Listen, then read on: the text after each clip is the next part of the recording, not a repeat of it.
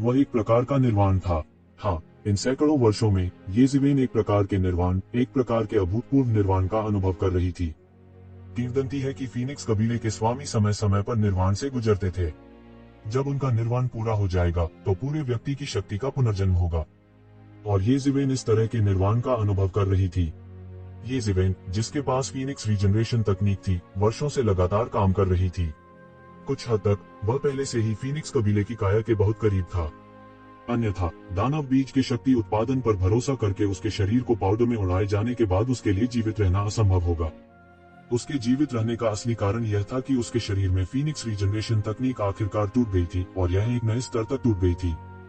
कई वर्षों से येज़ेबेल फीनिक्स पुनर्जनन तकनीक का अभ्यास कर रहे थे, लेकिन उन्होंने पहले ही दूसरे स्तर के शिखर तक अभ्यास कर लिया था, लेकिन वे तीसरे स्तर की स्थिति का पता लगाने में असमर्थ थे। फीनिक्स पुनर्जनन तकनीक का पहला स्तर भौतिक शरीर की पुनर्प्राप्ति के लिए बेहद तेज था, और फीनिक्स पुनर्जनन तकनीक का दूसरा स्तर भी आत्मा और आत्मा के बिस्तर को जल्दी से ठीक कर सकता था। हालांकि येज़ेबेल के दूसरे स्तर के शिखर पर कदम रखने के बाद वह पौराणिक तीसरे स्तर का अभ्यास करने में असमर्थ थे। अत्याचारी शरीर की तरह वह वहीं अटका हुआ था, आगे बढ़ने या पीछे हटने में असमर्थ था। और इस बार वह पाउडर में उड़ा दिया गया था, जो वास्तव में फीनिक्स पुनर्जनन तकनीक के सार के साथ मेल खाता था, जो कि निर्वाण था। केवल निर्वाण के माध्यम से ही किसी का पुनर्जन्म हो सकता है, और इस बार निर्वाण की आवश्यकताओं को पूरा करते हुए वह वास्तव में चूर चूर हो गया था। फीनिक्स पुनर्जनन तकनीक के मार्गदर्शन और दानव बीज के समर्थन के तहत वह पुनर्जन्म ले सकता था। हालांकि इस प्रक्रिया में सैकड़ों साल लग गए। थोड़ा थोड़ा करके वह ठीक हो गया और उसका पुनर्जन्म हुआ। प्रक्रिया बहुत लंबी थी, लेकिन उसने महसूस किया कि ऐसी परिस्थितियों में जीवित रहने के लिए वह कितना भाग्यशाली था। इसके अलावा फीनिक्स पुनर्जनन तकनीक ने भी सफलतापूर्वक तीसरे स्तर में प्रवेश किया था, जो एक और नया क्षेत्र था। उनके कौशल में भी विस्फोटक वृद्धि हुई थी। 100 साल पहले की तुलना में एक ही सांस में उनका जिक्र नहीं किया जा सकता था। 100 साल पहले वह केवल दिव्य क्षेत्र के बाद के चरण के एक मास्टर को हराने में सक्षम था। अब भले ही यह दिव्य क्षेत्र के शिखर पर एक मास्टर था, उसे अब कोई परवाह नहीं थी। यह ताकत थी, सच्ची अत्याचारी ताकत। और इसी समय शून्य में क्लेश के बादल भी घने और घने हो गए। ऐसा लग रहा था जैसे येज़ेबेल के लापरवाह रवैये ने स्वर्ग को पूरी तरह से क्रोधित कर दिया था। स्वर्गीय क्लेश अचानक कई गुना बढ़ गया और भयानक शक्ति तुरंत उबल पड़ी। थंडर ड्रैगन, जिसने आकाश को भर दिया था, सीधे लाइटनिंग एक्सोटिक बीस्ट्स में बदल गया। सीटी बजाते हुए वे येज़ेबेल की ओर झपटे, लेकिन येज़ेबेल बिल्कुल भी नहीं डरी और सीधे ऊपर चली गई। उसने उस पर हमला करने के लिए स्वर्ग के प्रतिशोध की प्रतीक्षा नहीं की। वह स्वर्ग के प्रतिशोध पर हमला करना चाहता था। पिछले 100 वर्षों से वह प्रतिकार का उसने बहुत अधिक आक्रोश जमा कर लिया था, और वह लंबे समय तक लड़ने में सक्षम नहीं था। प्रतिकार का छलावा, येज़ेबेल की मुट्ठी फूट गई। भयानक मुट्ठी ऊर्जा ब्रह्मांड के एक द्रव्यमान में विकृत हो गई और एक बिजली के अशुभ जानवर को निगल लिया जो उसकी ओर झपटा था। उसका एक अंश भी पीछे नहीं छोड़ा गया। यह ऊर्जा में परिवर्तित हो गई जिसने आकाश को भर दिया और येज़ेबेल के शरीर में प्रवाहित हो गई। येज़ेबेल ने महसूस किया कि इन प्रतिशोधी जानवरों की शक्ति दिव्य क्षेत्र इंटरमीडिएट मास्टर से कम नहीं थी। यह स्वर्ग का प्रतिशोध वास्तव में सिर्फ उससे निपटने के लिए पूरी तरह से चला गया। उनके लिए 100 साल पहले यह एक घातक खतरा हो सकता है। हालांकि येज़ेबेल के लिए जो पूरी तरह से ठीक हो गया था और अपने शरीर की आंतरिक चोटों को खत्म कर चुका था, यह अभी भी पर्याप्त नहीं था। बूम! येज़ेबेल ने एक कदम उठाया और एक शक्तिशाली शॉकवेव बनाई जो हलकों में बह गई। बिजली के जानवर जो सभी दिशाओं से उसकी ओर झपट रहे थे, पाउडर के ढेर में बदल गए थे। वे येज़ेबेल के बिल्कुल भी मेल नहीं थे। तो इतना मजबूत। कुछ दूरी पर येफ़ेंग्युल ने येज़ेबेल को देखा जो प्रतिशोध के बीच में था। वह अतुलनीय रूप से चौंक गई थी। इस स्वर्ग के प्रतिशोध में कोई भी प्रतिशोधी जानवर वर्तमान ट्रू मार्शल स्कूल को नष्ट करने में सक्षम हो सकता है। हालांकि येज़ेबेल के हाथों में वे एक भी वार का सामना नहीं कर सके। वे कागज के शेर की तरह थे जो आसानी से नष्ट हो जाते थे। इस तरह के स्वर्ग के प्रतिशोध की तुलना में पारलौकिक क्षेत्र प्रतिशोध जो उसने अभी कुछ समय पहले पारित किया था, कुछ भी नहीं था। स्वर्ग का प्रतिशोध एक भीड़ की तरह कोमल था। ट्रू मार्शल स्कूल के विशेषज्ञों के लिए ट्रांसेंडेंट रियल रिट्रीब्यूशन उनके जीवन में सबसे भयानक और कठिन हो सकता है। अगर वे इसे पास नहीं कर पाते तो वे राख में बदल जाते। हालांकि एक बार जब वे इसे पास कर लेते हैं तो वे तुरंत ट्रू मार्शल स्कूल के उच्च अपने से एक बन जाते हैं। इसे जीवन और मृत्यु के बीच का अंतर कहा जा सकता है। हालांकि स्वर्ग के प्रतिशोध की तुलना में जो येज़ेबेल ने पारित किया था, यह बिल्कुल भी समान स्तर पर नहीं था। दूर से इसे देखने पर किसी को भी जोर जबरदस्ती की लहर महसूस हो सकती थी। स्वर्ग का प्रतिशोध प्रभावशाली था, मानो वह क्रोधित और दहाड़ रहा हो। मूल रूप से स्वर्ग के प्रतिशोध में कोई भावना नहीं होनी चाहिए। हालांकि इस समय ऐसा लगा जैसे यह गुस्से में था। ये गुस्से में लग रहा था कि येज़ेबेल ने स्वर्ग के प्रतिशोध को चुनौती देने की हिम्मत की। इस दृश्य में न केवल येफेग्योन बल्कि स्टार बीस्ट भी थोड़ा स्तब्ध और थोड़ा डरा हुआ था। उसे यह भी नहीं पता था कि वह अपने जीवन में कितना समय जी चुका था। यह कहा जा सकता है कि उसने न जाने कितने तथाकथित प्रतिभाओं को देखा था, लेकिन बिल्कुल किसी का प्रतिशोध इतना भयानक नहीं था। वह नहीं जानता था कि इस व्यक्ति ने कितना पाप किया है या वह कितना प्रतिभाशाली था। क्या स्वर्ग को उसकी इस तरह परीक्षा लेने की आवश्यकता थी? क्या दुनिया को नष्ट करने के लिए ऐसे स्वर्ग के प्रतिशोध का उपयोग करने की आवश्यकता थी? यहाँ तक अगर यह दुनिया को नष्ट करने के लिए होता तो ऐसा स्वर्ग का प्रतिशोध पर्याप्त होता, लेकिन इसका उपयोग एक व्यक्ति से निपटने के लिए किया जाता था। यह बच्चा वास्तव में सरल नहीं है। इस दृश्य को देखकर स्टार बीस्ट, जो येज़ेबेल द्वारा बिल्कुल भी आश्वस्त नहीं था, को थोड़ा उतार चढ़ाव लग रहा था। हालांकि येज़ेबेल द्वारा इसे जबरन जीत लिया गया था, इसका मतलब यह नहीं था कि इसने येज़ेबेल के सामने आत्मसमर्पण कर दिया था। उसकी नजर में येज़ेबेल बस चालें चला रही थी। इसे जीतने के लिए येज़ेबेल अभी भी 100,000 साल दूर था। येज़ेबेल जीतने के बारे में बात करने के लायक ही नहीं थी। हालांकि यह विरोध नहीं कर सका, यह निश्चित रूप से आश्वस्त नहीं था। लेकिन इस समय येज़ेबेल के हाव भाव को देखते हुए इसने इसे थोड़ा संदिग्ध बना दिया। शायद यह व्यक्ति उतना सरल नहीं था जितना उसने सोचा था।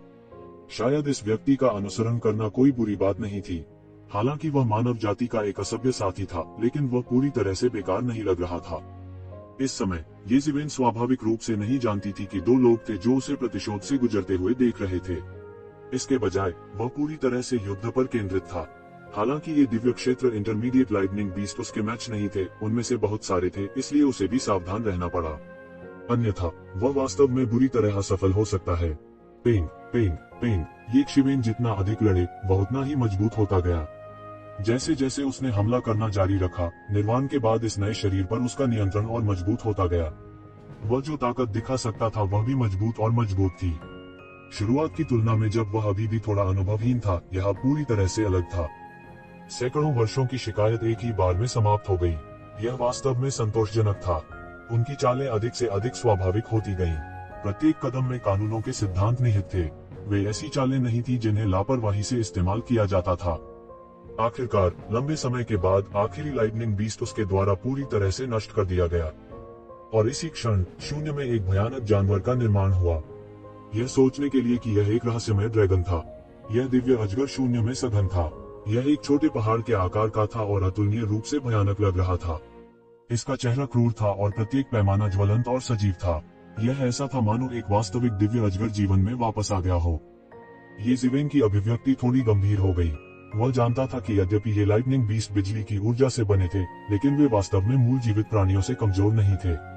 वास्तव में वे मूल जीवों से भी अधिक शक्तिशाली थे। एक संभावना यह भी थी कि स्वर्गीय दाव ने इन मृत शक्तिशाली जानवरों की चेतना निकाली थी और इस शरीर को बनाने के लिए बिजली का इस्तेमाल किया था। तो भले ही वो असली डिवाइन ड्रैगन न हो, इसने येज़ेबेल को बेहद पवित्र महसूस कराया। क्या वह एक दिव्य ड्रैगन है? तो फैंग्यून पहले से ही हैरान था। येज़ेबेल का स्वर्ग का प्रतिकार न केवल किंवदंतियों के अनुसार पार करने के लिए सबसे कठिन प्रकार का स्वर्ग का प्रतिशोध था, बल्कि इसने दैवीय ड्रैगन जैसे एक भयानक प्राचीन जानवर को भी प्रकट किया।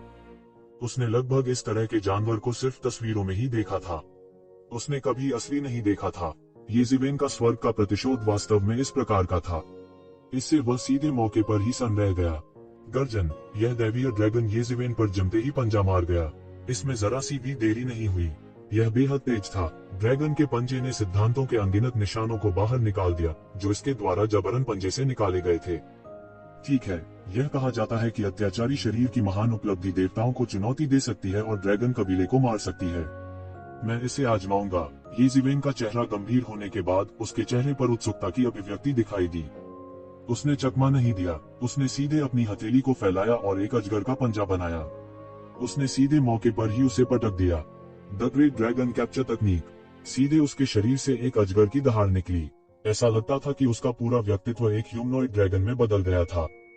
टकराना। शून्य में ड्रैगन के दो पंजों की टक्कर के साथ एक अतुलनीय रूप से जोर की दहाड़, एक भयानक तूफान को पार करते हुए सीधे आसमान से गिरने वाले बिजली के अजगर का सफाया कर दिया। गर्जन, अनगिनत ऊर्जा तूफान छिटक गए, लेकिन ड्रैगन को लगातार गुस्से में दहाड़ते देखा जा सकता था। उसका आगे का पंजा पूरी तरह से टूट गया था। शारीरिक शक्ति की प्रतियोगिता में येज़िवेन ने पल भर में लगभग बढ़त हासिल कर ली थी। इतना मजबूत, येज़िवेन ने अपने चेहरे पर एक उत्साहित नजर के साथ अपनी हथेली को देखा।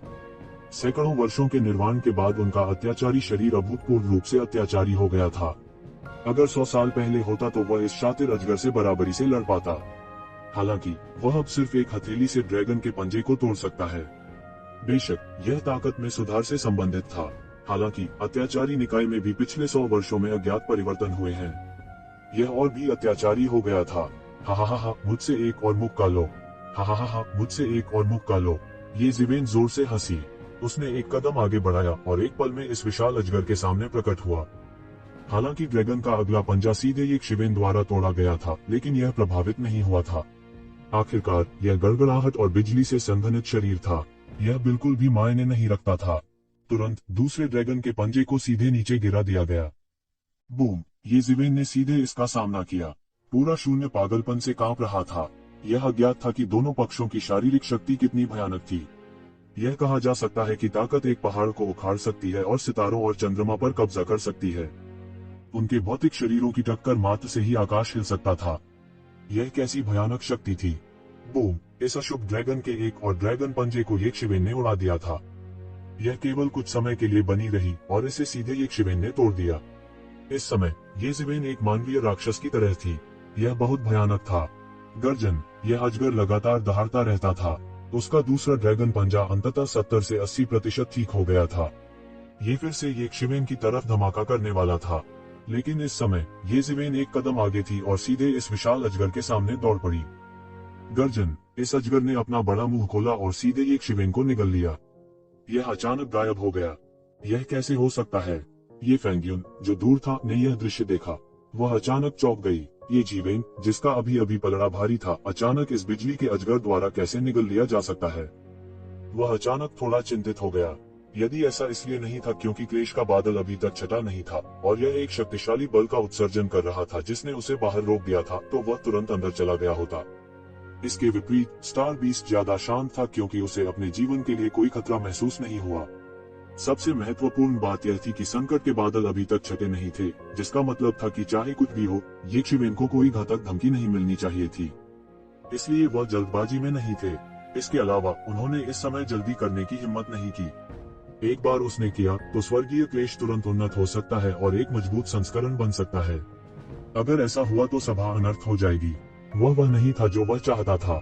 हालांकि वो येज़िवेन के तुरंत मरने का इंतजार नहीं कर सकता था, लेकिन वो सिर्फ उसे मरते हुए नहीं देख सकता था, क्योंकि अगर येज़िवेन को कुछ हुआ तो उसे तुरंत इसका आभास हो जाएगा।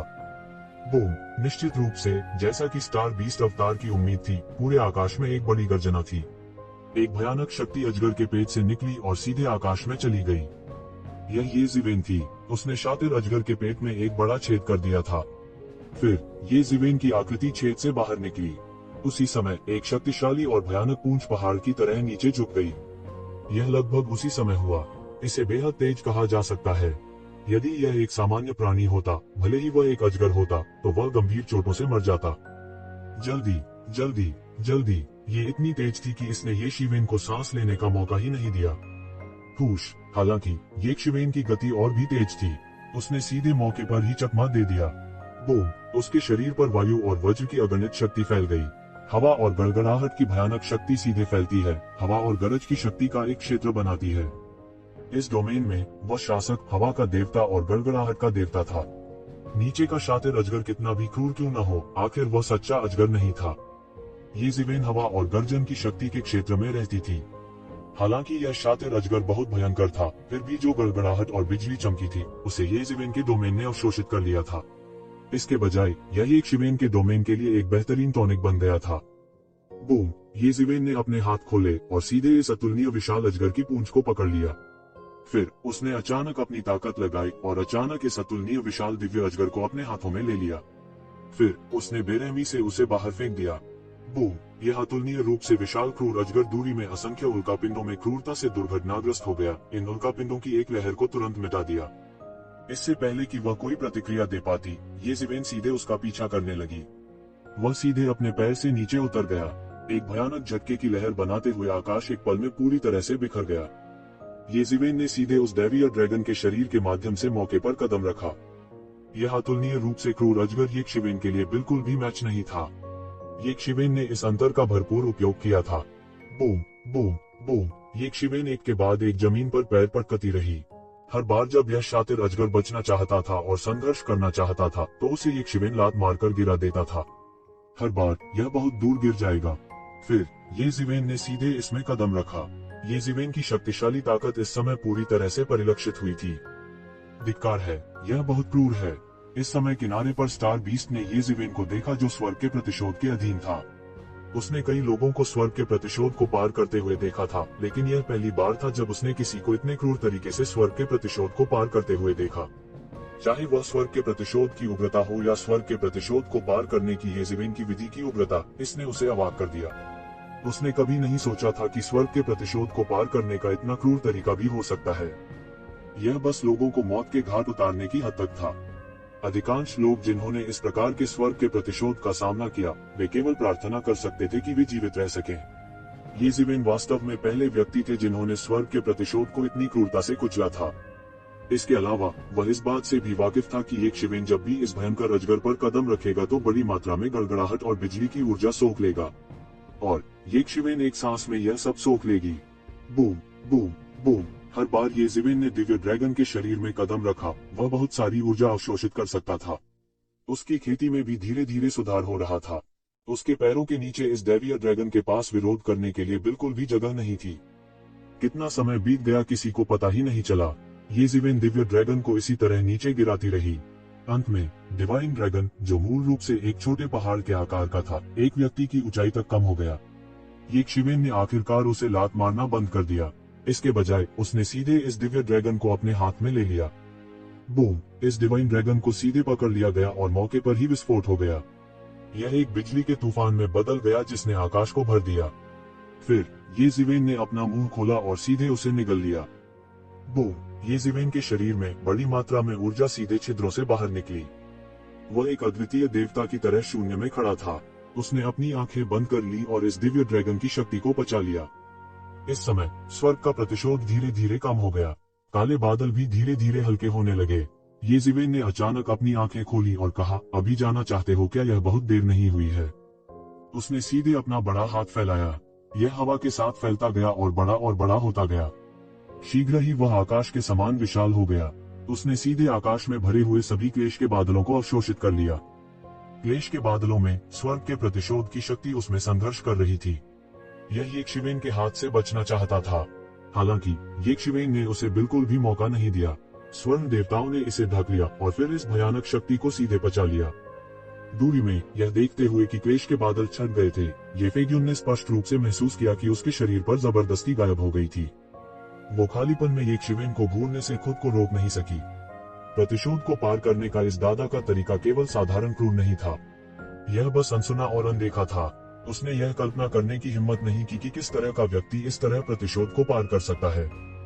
हालांकि वह नहीं जानता था कि येज़िवेन किस तरह के स्वर्ग के प्रतिशोध को पार कर रहा है, फिर भी वह महसूस कर सकता था कि यह एक अविश्वसनीय क्लेश था। और क्लेश के बादलों की ऊर्जा को निगलने के बाद येज़िवेन के शरीर की गति एक विशाल तूफान की तरह सभी दिशाओं में फैल गई। बूम, येज़िवेन के शरीर पर यह एक भयानक बाढ़ की तरह था जो एक बांध की नाकाबंदी से टूट गया था।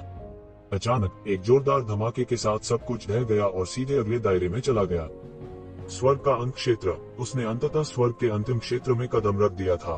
इस दायरे में आने के लिए उन्होंने पूरे 100 साल बर्बाद कर दिए। पलक झपकते ही 100 साल बीत गए, लेकिन उसके शरीर पर आभा लगातार उठती रही जैसे आराम करने का समय ही न हो। वह आरंभिक स्वर्ग के अंत क्षेत्र से आरंभिक स्वर्ग के अंत क्षेत्र के शिखर तक गया। फिर उसकी आभा बढ़ती रही, अगले दायरे में चार्ज होती रही। जिस नींव को उसने 100 वर्षों में जमा किया था, वह आखिरकार एक दिन में फूटने वाली थी। येज़िवेन ने आराम करने के लिए अपनी आंखें बंद कर ली। उसके शरीर पर आभा बढ़ती रही।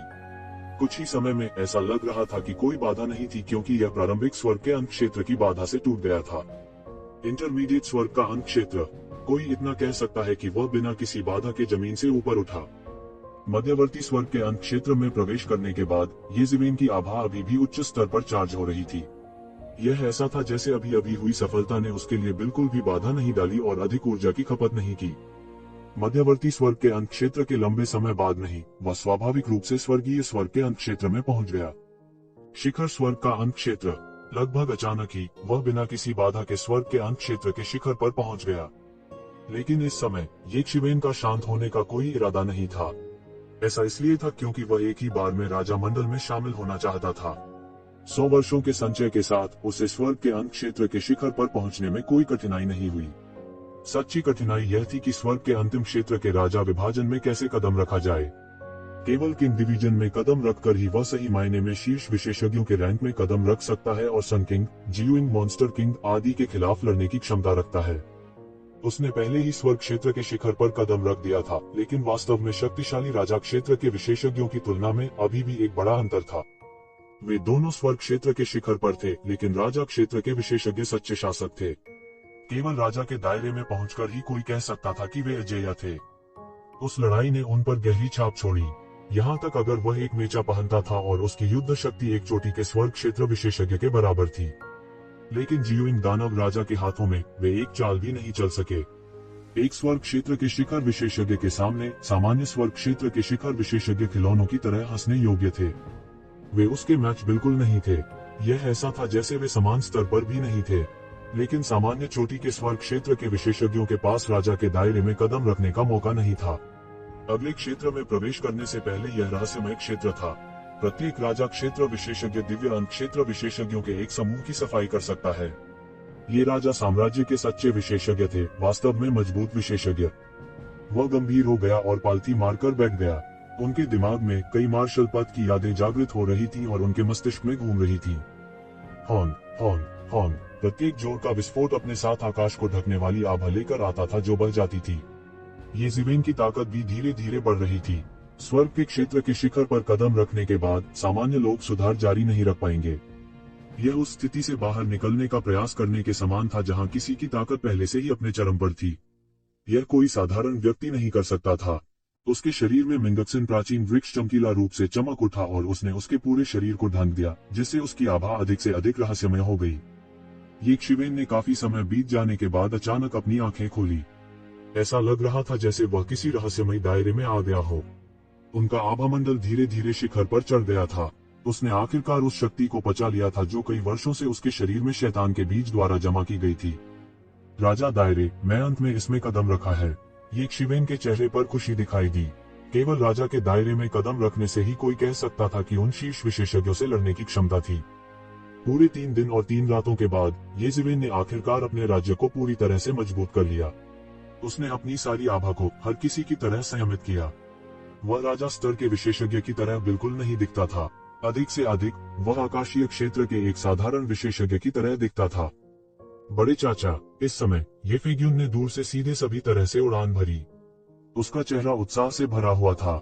आखिरकार उसने 100 साल बाद यक्षिवेन को फिर से देखा था। येज़िवेन मंद मंद मुस्कुराए। अपने शरीर में बड़ी परेशानी से छुटकारा पाकर वह अच्छे मूड में था। शैतान के बीज के लगातार उसकी शक्ति को अवशोषित किए बिना उसकी प्रगति बहुत तेज होगी। इसके अलावा शैतान के बीज के विकास को दबाने के लिए उसे बहुत अधिक शक्ति का उपयोग करने की आवश्यकता नहीं होगी। यह कहा जा सकता है कि अतीत में राक्षसी बीज के कारण उसकी प्रगति जितनी धीमी होनी चाहिए थी उससे कहीं अधिक धीमी थी। हालांकि इसकी वजह यह भी थी कि उनकी नींव अतुलनीय रूप से गहरी थी। हालांकि उन्होंने 100 साल से अधिक समय व्यतीत किया था, फिर भी उन्होंने महसूस किया कि यह अभी भी इसके लायक था। इन 100 वर्षों के दौरान उन्होंने अपने शरीर की आंतरिक चोटों को ठीक कर लिया था, जिससे उन्हें बिना किसी बोझ के युद्ध में जाने की अनुमति मिली। मैंने आपको पिछले 100 वर्षों से चिंता करने दी है। येज़िवेन ने येफेग्यून को देखा और मुस्कुराते हुए कहा, नहीं, यह कुछ भी नहीं है। जब तक दादाजी ठीक है, यही सबसे अच्छा है। येफेग्यून ने उत्साह से कहा, ठीक है, तुम पहले वापस जा सकते हो। येज़िवेन ने कहा, मुझे अभी भी कुछ चीजें करनी है। जब मैं कर लूंगा तो मैं वापस जाऊंगा। पिछले 100 वर्षों से वह अभी भी ट्रू मार्शल स्कूल की सुरक्षा को लेकर चिंतित थे। ऐसा इसलिए था क्योंकि रसातल का दानव भगवान बहुत भयानक था। यह उससे कहीं अधिक अत्याचारी था जिसने राजा के राज्य में कदम रखा था। अब भी यदि उसका सामना रसातल के दानव प्रभु से होता तो वह शायद अधिक उपयोगी नहीं होता। हालांकि येफेग्यून की उपस्थिति को देखते हुए वह जानता था कि रसातल शैतान भगवान को पिछले 100 वर्षों में वापस नहीं आना चाहिए था। ट्रू मार्शल स्कूल भी सुरक्षित था। इससे उसे राहत की सांस लेते हुए थोड़ा अजीब लगा। रसातल शैतान भगवान की ताकत से उसे कौन चोट पहुंचा सकता है? किस तरह का व्यक्ति उसे अब तक ट्रू मार्शल डोमेन में वापस नहीं ला सकता है? ये फेग्यून ने ये जिवेन को उत्साह से देखा, हालांकि उन्हें यह भी पता था कि कुछ चीजें पूछनी नहीं चाहिए। इस बार ये सिवेन का पुनर्जन्म होते देखना पहले से ही एक बहुत बड़ा आश्चर्य और चमत्कार था। जब सभी ने सोचा कि ये जिवेन मर चुकी है, तो इस समय ये जिवेन को फिर से देखना पहले से ही एक बड़ा आश्चर्य था। ये शिवेन ने ये फेग्यून को देखा, उसका अभी अभी पुनर्जन्म हुआ था और अभी भी बहुत सी चीजें उसके करने की प्रतीक्षा कर रही थी। जैसा कि उसने कहा, उसने शून्य में छिपे स्टार बीस्ट को देखा और कहा, जाओ मुझे वहां ले चलो, आप केवल मुझे आदेश देना जानते हैं। स्टार बीस्ट अवतार बड़बड़ाता रहा, लेकिन उसमें ये जिवेन के आदेशों की अवहेलना करने की हिम्मत नहीं थी। उनकी विशाल आकृति शून्य में दिखाई दी। यह है द स्टार बीस्ट। ये फेग्यून ने अचानक बड़े झटके के साथ शून्य में स्टार बीस्ट को देखा। स्टार बीस्ट की किंवदंती के बारे में यह कहा जा सकता है कि जब वह ट्रू मार्शल स्कूल में दाखिल हुए तो उन्हें इसके बारे में पहले से ही पता था। विशेष रूप से अब वह ट्रू मार्शल स्कूल का एक उच्च स्तरीय भी था। यह बहुत स्पष्ट था कि एलियन बैटलफील्ड में किस तरह के अस्तित्व को दबा दिया गया था। यह बाद में ये शिवेन के साथ ही गायब हो गया। बस इतना ही था कि इस बारे में आला कमान भी खामोश रहा। बस इतना था कि उन्हें इस तरह के चौंकाने वाले दृश्य की उम्मीद नहीं थी। न केवल उन्होंने स्टार बीस्ट को देखा, बल्कि वास्तव में ये शिवेन द्वारा वश में किया गया था। देखते ही देखते उनके चेहरे पर जोश आ गया। इस बार ये जिवेन ने स्टार बीस्ट के छिपे हुए खतरे को एक झटके में हल कर दिया। ट्रू मार्शल यूनिवर्सिटी के छिपे हुए खतरे को हल करने के लिए इस बार ये जिवेन गायब हो गए थे। ट्रू मार्शल यूनिवर्सिटी में बहुत कम लोग ही इस मामले के बारे में जानते थे, और वह उन लोगों में से एक थे जो इसके बारे में जानते थे। उसने सोचा कि एक शिवेन पहले ही विफल हो गया था, या दोनों पक्ष हार गए थे। कौन जानता था कि वह वास्तव में सफल हुआ। वह वास्तव में सफल हुआ। यह सोचकर वह और भी उत्साहित हो गया। ये जिवेन और स्टार बीस्ट की सुरक्षा के साथ ट्रू मार्शल स्कूल का विकास आसान हो जाएगा। इस समय ये जिवेन की आकृति ब्रह्मांड में गायब हो गई थी। ये जिवेन की अभिव्यक्ति अत्यंत गंभीर थी। उसके लिए वास्तविक छिपा हुआ खतरा अभी भी रसातल दानव मास्टर था, चाहे वह प्राचीन बेरेंस महाद्वीप में हो या ट्रू मार्शल डोमेन में। हालांकि वह नहीं जानता था कि रसातल दानव मास्टर पिछले 100 वर्षों में वापस क्यों नहीं आया। अगर वह इस छिपे हुए खतरे को हल नहीं कर पाया तो उसे चैन नहीं आएगा। अपनी ताकत से वह डर गया था कि वह थोड़े समय में रसातल दानव मास्टर के साथ प्रतिस्पर्धा नहीं कर पाएगा। उस स्थिति में एकमात्र तरीका यह पता लगाना था कि रसातल दानव मास्टर क्यों घायल हुआ था। यही एकमात्र तरीका था जिसे वह जानता था कि रसातल दानव मास्टर को रोक सकता है। वह कौन था जिसने उस समय रसातल के दानव गुरु को भारी रूप से घायल किया था? वह कौन था जिसने उसे रहने की हिम्मत नहीं की? रसातल दानव मास्टर केवल हुआंग वूजी से डरे हुए थे, जिनके पास ट्रू मार्शल स्टोन तलवार थी। वह क्या था जो ऐसा कर सकता था? यदि वह इस शक्ति में महारत हासिल कर लेता है, तो वह रसातल के दानव मास्टर के खिलाफ लड़ने या यहाँ तक उसे मारने में सक्षम हो सकता है। शुरू में उसका कोई पता नहीं था। हालांकि ट्रू मार्शल स्टोन तलवार की भावना ने उन्हें एक दिशा दी थी। वह लाखों वर्ष पहले देवताओं का युद्ध क्षेत्र था। इस दुनिया में अगर कोई ऐसा अस्तित्व था जो रसातल दानव मास्टर को घायल कर सकता था, तो वह देवताओं का युद्ध क्षेत्र होगा। देवताओं की गोधुली, वह स्थान जहां अनगिनत देवताओं का नाश हुआ। तलवार की भावना के अनुसार दुनिया बदलने से पहले सुदूर अतीत में भी रसातल दानव मास्टर की ताकत को लोगों का सबसे मजबूत समूह माना जा सकता है। अब वह ट्रू मार्शल डोमेन के ब्रह्मांड में किसी के बारे में नहीं सोच सकता था जिसके पास एबिस दानव मास्टर को घायल करने की क्षमता थी। एक छिपे हुए वरिष्ठ जैसा कुछ और भी अविश्वसनीय था। हालांकि यह केवल एक संभावना थी, ये शिवेन के लिए कोई अंतर नहीं था। यह भी उनका एकमात्र सुराग था। वह देवताओं की सांझ के बारे में और उस स्थान के बारे में नहीं जानता था जहां देवताओं का नाश हुआ था। हालांकि स्टार बीस्ट इसके बारे में जानता था। उसके पूर्वज ने स्वयं उस भयानक युद्ध का दृश्य देखा था। रक्त वंशानुक्रम के माध्यम से इसने उस वर्ष के ज्ञान को पारित कर दिया था। इसलिए यह सितारा पशु सब कुछ जानता था। इसके विपरीत, हालांकि ये जिवेन का शरीर भी स्टार बीस्ट की रक्त रेखा के साथ एकीकृत हो गया था, उसे कोई संकेत नहीं मिला। जाहिर है वे स्टार बीस्ट के पूर्वज नहीं थे। स्टार बीस्ट की गति बेहद तेज थी। सितारों के बीच यह खुद को फिर से भरने के लिए सितारों की शक्ति को अवशोषित कर सकता है। यह ब्रह्मांड की गहराई तक सभी तरह से दौड़ा। ये जिवेन स्टार बीस्ट के शरीर पर पालथी मारकर बैठी थी। उसने अपनी आंखें बंद कर ली और अपने दायरे को मजबूत करना जारी रखा। किंग डिवीजन का क्षेत्र उसके लिए बिल्कुल नया क्षेत्र था। यह स्टार बीस्ट बेहद उत्साहित था और दहाड़ता रहा। न जाने कितने वर्षों से दबा हुआ था। जब यह अपने चरम पर था तब इसे दबा दिया गया था। इसे तब दबा दिया गया था जब यह अपने चरम पर पहुंच गया था। तब से अनगिनत साल हो चुके थे। इस समय यह अंततः पिंजरे से भाग गया था। स्वाभाविक रूप से इसका दिल बेहद उत्साहित था। अपनी दौड़ की विशेषताओं के साथ यह तारों वाले आकाश में एक फ्लैश में हजारों मील की यात्रा कर सकता था। फिर भी ये ज़िवेन और स्टार बीस्ट ब्रह्मांड के शून्य में 3 महीने से अधिक समय तक चले थे। ऐसा लग रहा था जैसे वे आकाश के छोर पर पहुंच गए हों। रास्ते में वे बिना रुके 1 दर्जन से अधिक दुनियाओं से गुजरे। यदि यह स्टार बीस्ट होता तो यह निश्चित रूप से रास्ते में सब कुछ खा जाता। हालांकि येशिवेन द्वारा नियंत्रित किए जाने के बाद वह जैसा चाहे वैसा नहीं कर सका। ऐसी परिस्थितियों में येशिवेन आखिरकार एक उदास दुनिया में आ गई। जैसे ही येशिवेन ने ब्रह्मांड में प्रवेश किया, उन्होंने महसूस किया कि यह ब्रह्मांड असाधारण था।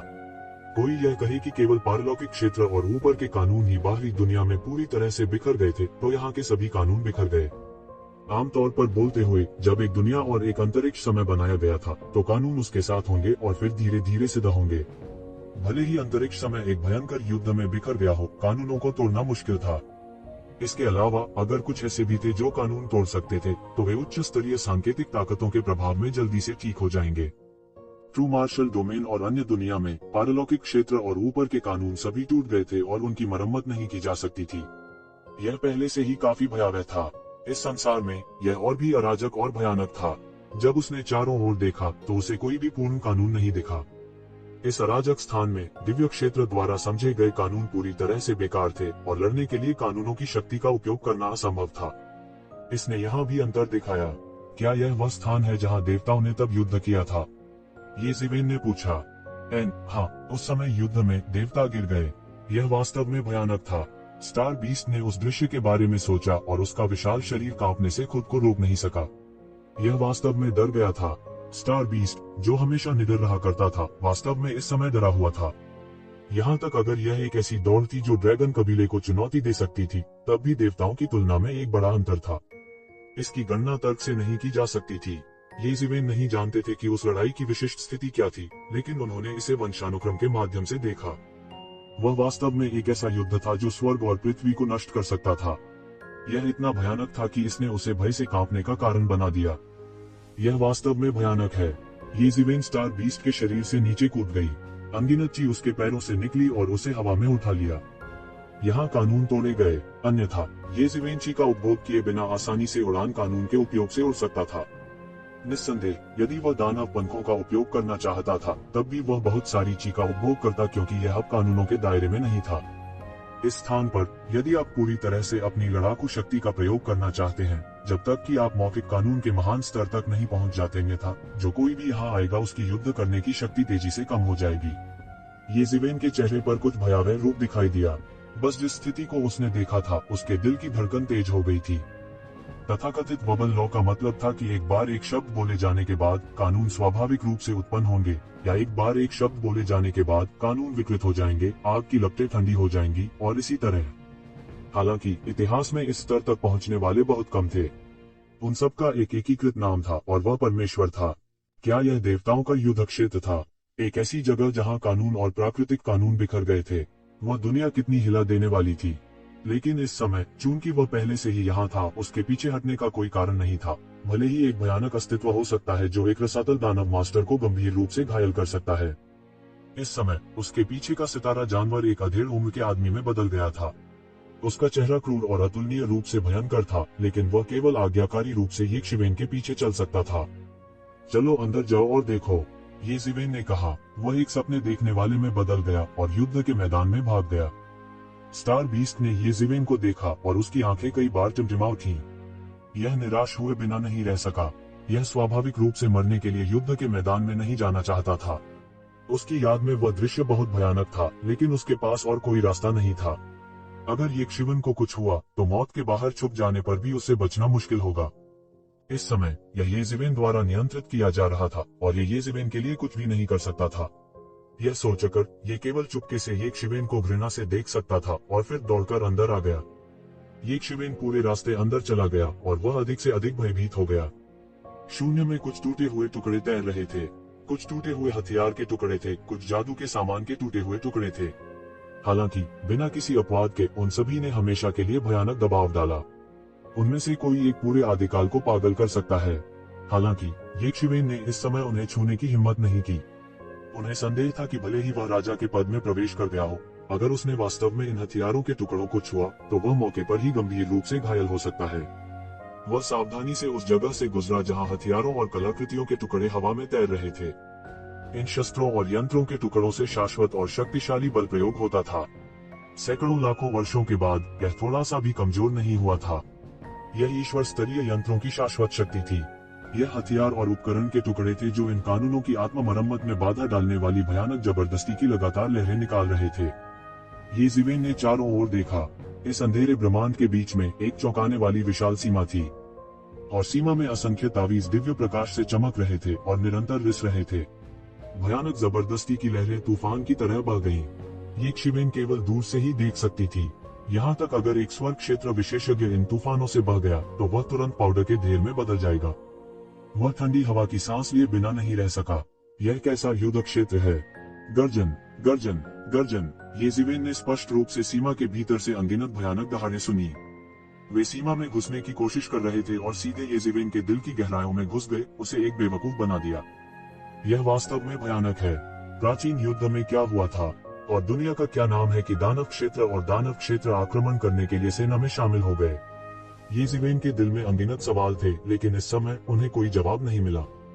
उसके पीछे स्टार बीस्ट पहले ही आ गया था और उससे कहा, येज़िवेन कोई बात नहीं, यह जगह पहले से ही देवताओं के युद्ध के मैदान के काफी करीब है। उस सीमा के अंदर सबसे अधिक संभावना युद्ध के मैदान का केंद्र है। हम और करीब नहीं आ सकते। अगर हम बहुत करीब आ गए तो हम मर सकते हैं। शायद अंदर अभी भी जीवित देवता हैं। एक बार जब हम उन प्राणियों द्वारा लक्षित हो जाते हैं तो हम निश्चित रूप से मर जाते हैं। स्टार बीस्ट ने कभी भी येज़िवेन को मास्टर नहीं कहा, लेकिन येज़िवेन ने कभी भी ऐसे तुच्छ मामलों की परवाह नहीं की। स्टार बीस्ट का जीवन और मृत्यु उसके हाथों में था। वह इतनी छोटी छोटी बातों की परवाह क्यों करेगा। वह अचानक चिल्लाया। उसके शरीर में एक शक्तिशाली शक्ति निकली। एक भयानक शक्ति ने शून्य को पार किया और येज़िवेन के शरीर में डाला। मेरे प्रेरित, तुम अंत में यहाँ हो। जल्दी करो, मैं तुम्हें और अधिक शक्ति देना चाहता हूँ ताकि मुझे इस शापित सीमा को तोड़ने में मदद मिल सके। येज़िवेन के दिमाग में एक जोर की चीख सुनाई दी। यह येज़िवेन को एक झटके में एक बेवकूफ बनाना चाहता था और येज़िवेन के शरीर पर नियंत्रण करना चाहता था। उसी समय येज़िवेन के शरीर में मिंगत्सिन प्राचीन पेड़ लगातार रंगीन दिव्य प्रकाश उगल रहा था। येज़िवेन के दिमाग की रक्षा कर रहा था। विशाल पेड़ का तना लगातार हिल रहा था। प्रत्येक लहराता किसी प्रकार के नियम के अनुरूप प्रतीत होता था। इसने इस बल को बार बार येज़िवेन की चेतना के समुद्र के बाहर रोक दिया। तुम कौन हो? यहाँ से चले जाओ, येज़िवेन ठंडेपन से चिल्लाए। वह इस शक्ति को अपने शरीर से बाहर निकालना चाहता था। वह अपने दिल में बेहद हैरान था। वह लगभग इस शक्ति के लिए अपना दिमाग खो चुका था। यदि अंतिम क्षण में प्रबुद्ध मन वाला प्राचीन वृक्ष नहीं जागा होता तो येज़िवेन शायद इस आपदा से बच नहीं पाती। मेरे प्रेरित, क्या तुम मेरे आदेशों की अवहेलना करने का साहस करते हो? इसके तुरंत बाद एक और राजसी आवाज प्रकट हुई।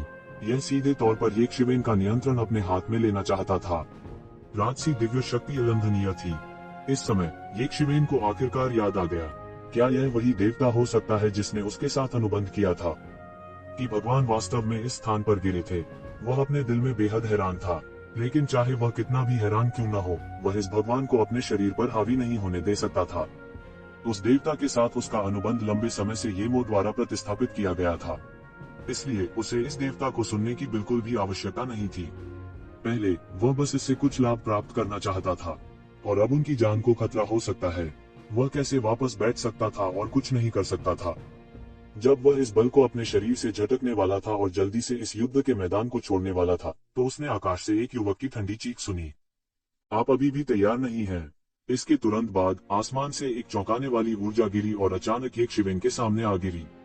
फिर येज़िवेन ने अचानक महसूस किया कि उसके शरीर में डालने वाली भयानक शक्ति एक पल में पूरी तरह से समाप्त हो गई थी।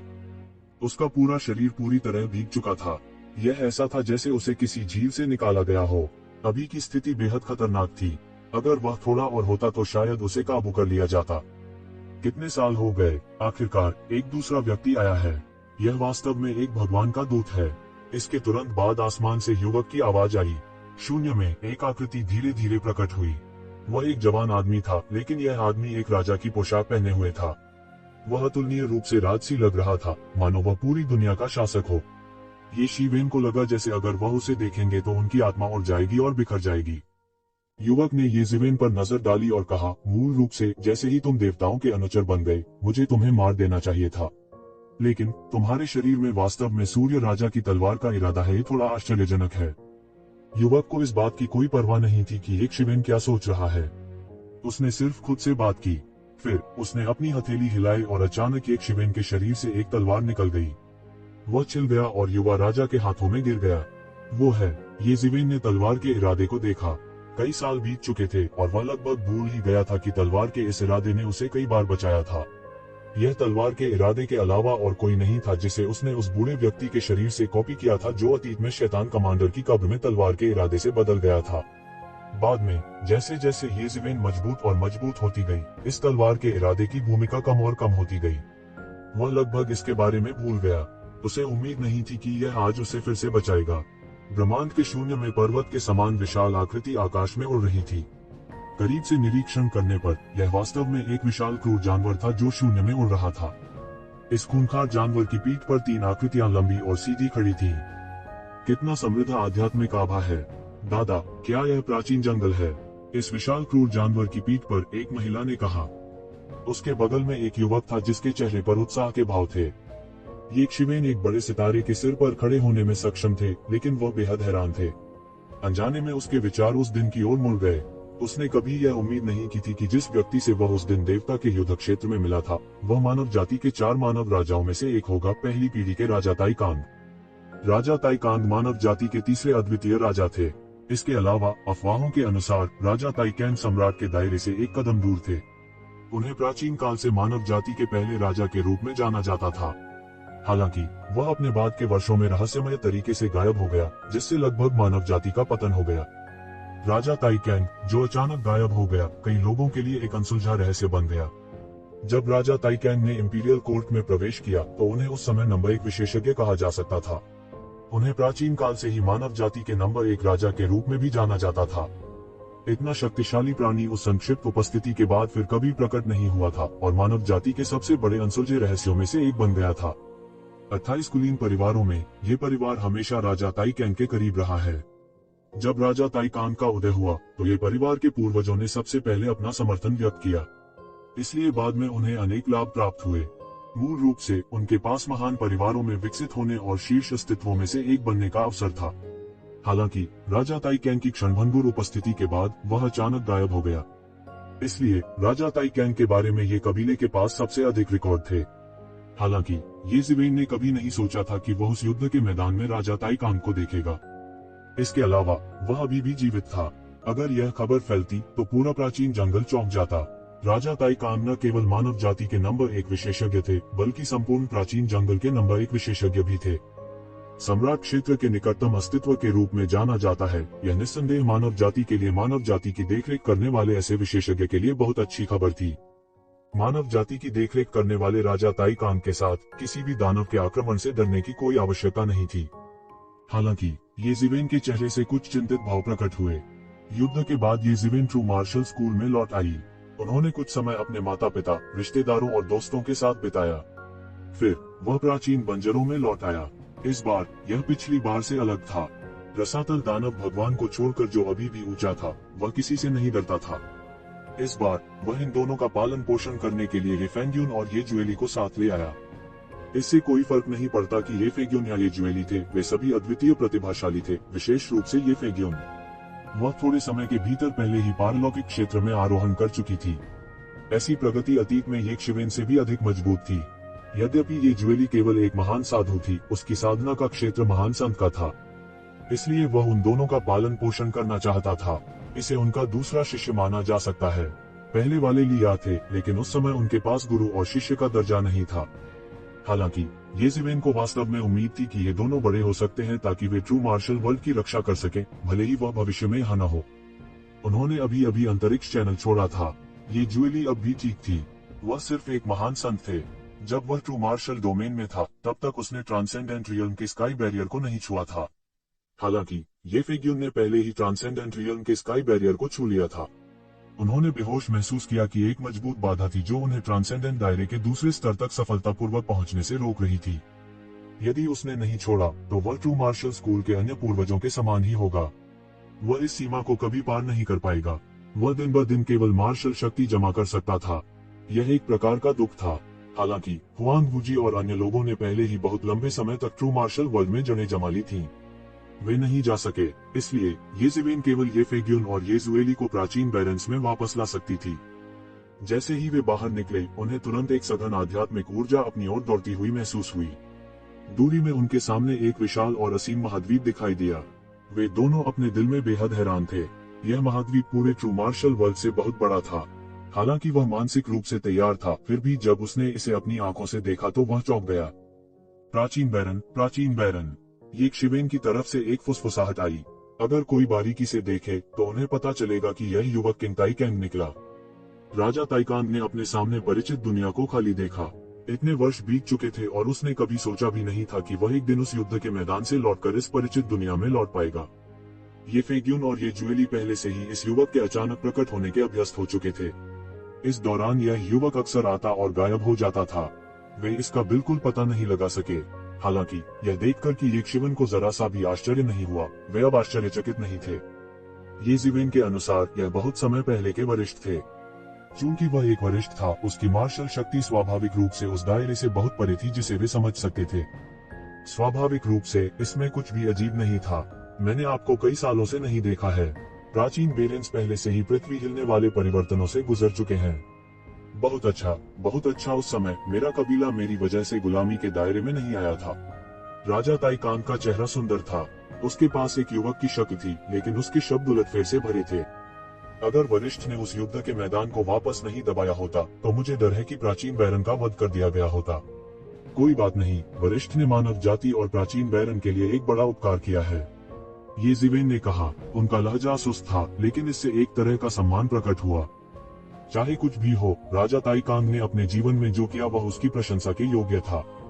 अब प्राचीन बैरन, आप युवाओं की दुनिया है। मैंने अभी कुछ चीजें की हैं। यह कुछ भी नहीं है। वास्तव में प्राचीन बैरन की रक्षा करने वाले और मेरे कबीले के जीवित रहने वाले आप हैं। राजा ताइकांग ने मुस्कुराते हुए कहा। उसकी मुस्कान अतुलनीय रूप से पुरानी थी। यह सब आपके लिए धन्यवाद है कि मैं इस बार वापस आ सकता हूँ। उस समय मुझे उम्मीद नहीं थी कि आप जैसा जीनियस एक प्लान में दिखाई देगा।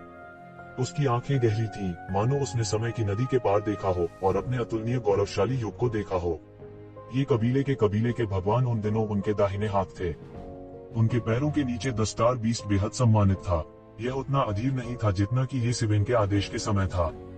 आपकी उम्र में आप पहले से ही किंग ग्रेड के चरण में प्रवेश कर चुके हैं। आपको पहले से ही एक जीनियस माना जा सकता है। यहाँ तक मेरे युग में भी आप पहले से ही एक अद्वितीय जीनियस थे। हालांकि यदि आप आगे बढ़ना चाहते हैं और अगले दायरे में प्रवेश करना चाहते हैं, आपको अभी भी एक बात समझनी होगी। जीवन और मृत्यु का रहस्य अगले क्षेत्र को भेदने की कुंजी है। यदि आप अपने शरीर में ये न्यांग जीवन और मृत्यु आरेख को समझ सकते हैं तो अगले दायरे में जाने की संभावना है। राजा ताइकांग ने अनजाने में इशारा किया। आपके मार्गदर्शन के लिए धन्यवाद वरिष्ठ। ये ज़िवेन के चेहरे पर भी कुछ आभारी अभिव्यक्ति दिखाई दी। फिर राजा ताइकांग ने अपने पैरों के नीचे स्टार बीस्ट पर कदम रखा और कहा, हालांकि मैं देख सकता हूं कि आप बहुत इच्छुक नहीं हैं, लेकिन अगर आप ईमानदारी से ये ज़िवेन की सहायता कर सकते हैं तो जिस दिन वह भविष्य में दाव को हासिल करेगा वह दिन होगा आपकी सफलता। क्या तुम समझ रहे हो? समझा। अपने पैरों के नीचे द स्टार बीस्ट ने दबी हुई आवाज में कहा, बिल्कुल भी अनादर करने की हिम्मत नहीं कर रहा था। हालांकि इस समय स्टार बीस्ट की गति बेहद तेज थी। बस एक पल में यह पहले से ही प्राचीन बेरेंस महाद्वीप की सीमा द्वार पर आ चुका था। किसी को डराने के लिए स्टार बीस्ट ने सीधे अपने फिगर को सिकोड़ लिया और केवल 10 मीटर के आकार में बदल गया। हालांकि यह अभी भी बहुत बड़ा था, यह अब उतना बड़ा नहीं था। प्राचीन बैरन में वास्तव में विशाल शातिर जानवर हजारों मीटर लंबे नहीं थे। वे अतुलनीय रूप से विशाल थे। हालांकि ये ज़िवेन को अचानक एक समस्या का पता चला। मूल रूप से फलता फूलता बॉर्डर गेट अब खाली था। यह मौत का सन्नाटा था। यह पिछली बार रसातल डेविल लॉर्ड के गुजर जाने के कारण नहीं हुआ था। भले ही सीमा द्वार पिछले 100 वर्षों में अपने पूर्व गौरव और समृद्धि को पुनर्स्थापित न कर सका हो, लेकिन उसे इस तरह की घातक शांति की स्थिति में नहीं होना चाहिए। ये ज़िवेन की दिव्य इंद्रियां बढ़ गईं और वह हर जगह टूटी हुई इमारतें देख सकता था। यह स्पष्ट था कि विनाश बहुत पहले नहीं हुआ था। यह 50 वर्ष से अधिक पुराना नहीं होना चाहिए। यह निश्चित रूप से रसातल दानव भगवान के कारण नहीं हुआ था। यह क्या हो रहा है?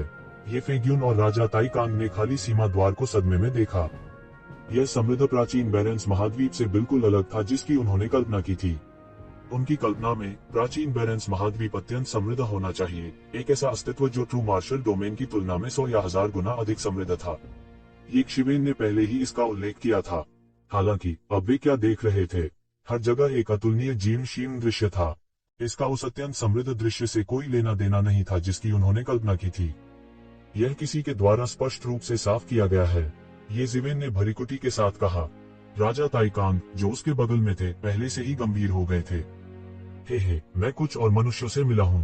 हाँ, समय समय पर मैं ऐसे मनुष्यों से मिलूंगा जो विभिन्न छोटी छोटी दुनियाओं से ऊपर उठे थे। मैं उन सभी को पकड़ सकता हूँ और उन्हें अपना गुलाम बना सकता हूँ। अचानक शून्य से एक अजीब सी हंसी आई। यह एक अधेड़ उम्र का आदमी था जिसके सिर पर 2 लंबे सुनहरे सींग थे। वह केवल कानून के घोषणा पत्र के दायरे में था, लेकिन वह बेहद अहंकारी था। जब उसने ये जिवेन और अन्य लोगों को देखा तो उसका चेहरा अतुलनीय लालच से भर गया, जैसे उसने अतुलनीय धन देखा हो। मैं आपको सलाह देता हूँ कि आप अपनी सारी बचत आज्ञाकारी रूप से सौंप दें और मेरे गुलाम बन जाएं। आपको खुशी होनी चाहिए कि आप दानव कबीले या दानव कबीले से नहीं मिले, नहीं तो तुम सिर्फ गुलाम नहीं होते, तुम्हें खा लिया जाएगा। अधेड़ उम्र का आदमी खुद से बातें करता रहा। जैसे ही उसने बात की, उसने सीधे यीक्षिवेन और अन्य लोगों पर वार किया। दिलेर, यीक्षिवेन ने ठंडी सांस ली। उसने एक कदम आगे बढ़ाया और थप्पड़ मार दिया। पेंग, अधेड़ उम्र का आदमी थप्पड़ से उड़ गया और खून के छींटे शून्य में फैल गए। आपको क्या लगता है कि आप क्या है? तुम्हारी हिम्मत कैसे हुई इंसानों का शिकार करने की? मुझे लगता है कि तुम जीने से थक गए होंगे, ये जिवेन ने उपहास किया। आप इस समय इस व्यक्ति को आखिरकार पता चल गया था कि ऐसा लगता है कि उसने लोहे की प्लेट को लात मार दी है। वह बेहद हैरान था। यह कैसे संभव है? मनुष्य जो विभिन्न छोटी दुनियाओं से ऊपर उठे हैं, वे अधिक से अधिक पारलौकिक क्षेत्र में होंगे। यहाँ तक अगर वे मजबूत होते तो यह ठीक होता अगर 1 या 2 लॉ मैनिफेस्टेशन रियल्म विशेषज्ञ होते। वह इतना शक्तिशाली कैसे हो सकता है? उसने वास्तव में मुझे सिर्फ एक थप्पड़ से उड़ा दिया।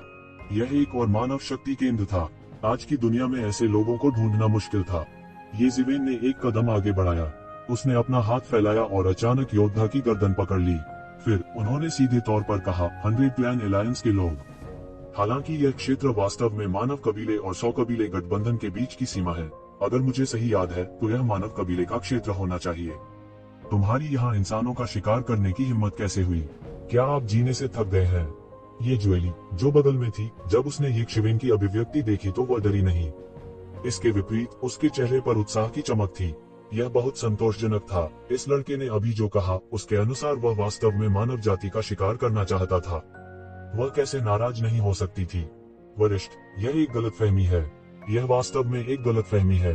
100 प्लान अलायंस के योद्धा की गर्दन को ये जिवेन ने मजबूती से पकड़ रखा था। वह जरा भी ताकत नहीं लगा पा रहा था। वह इस समय हार कैसे नहीं मान सकता था? गलतफहमी, मैं देखना चाहता हूँ कि किस तरह की गलतफहमी है। ये जिवेन ने उपहास किया। हमने यहाँ ऐसा नहीं किया।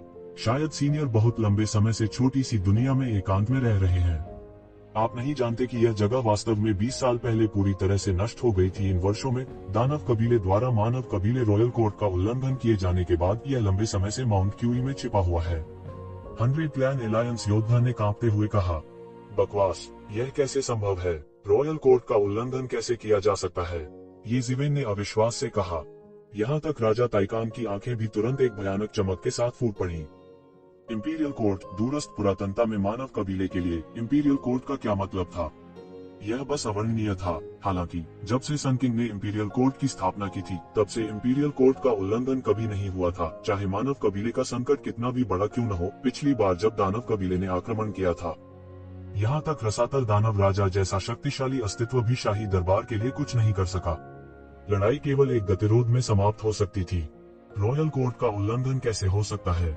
सीनियर 100 रेसेस अलायंस मार्शल कलाकार ने तुरंत महसूस किया कि 2 भयावह हावभाव से कुचल रहे हैं, जैसे कि वे उसे कुचलकर मार डालने वाले थे। मैंने जो कहा वह सच है। 30 साल पहले रसातल दानव भगवान ने व्यक्तिगत रूप से कार्रवाई की थी।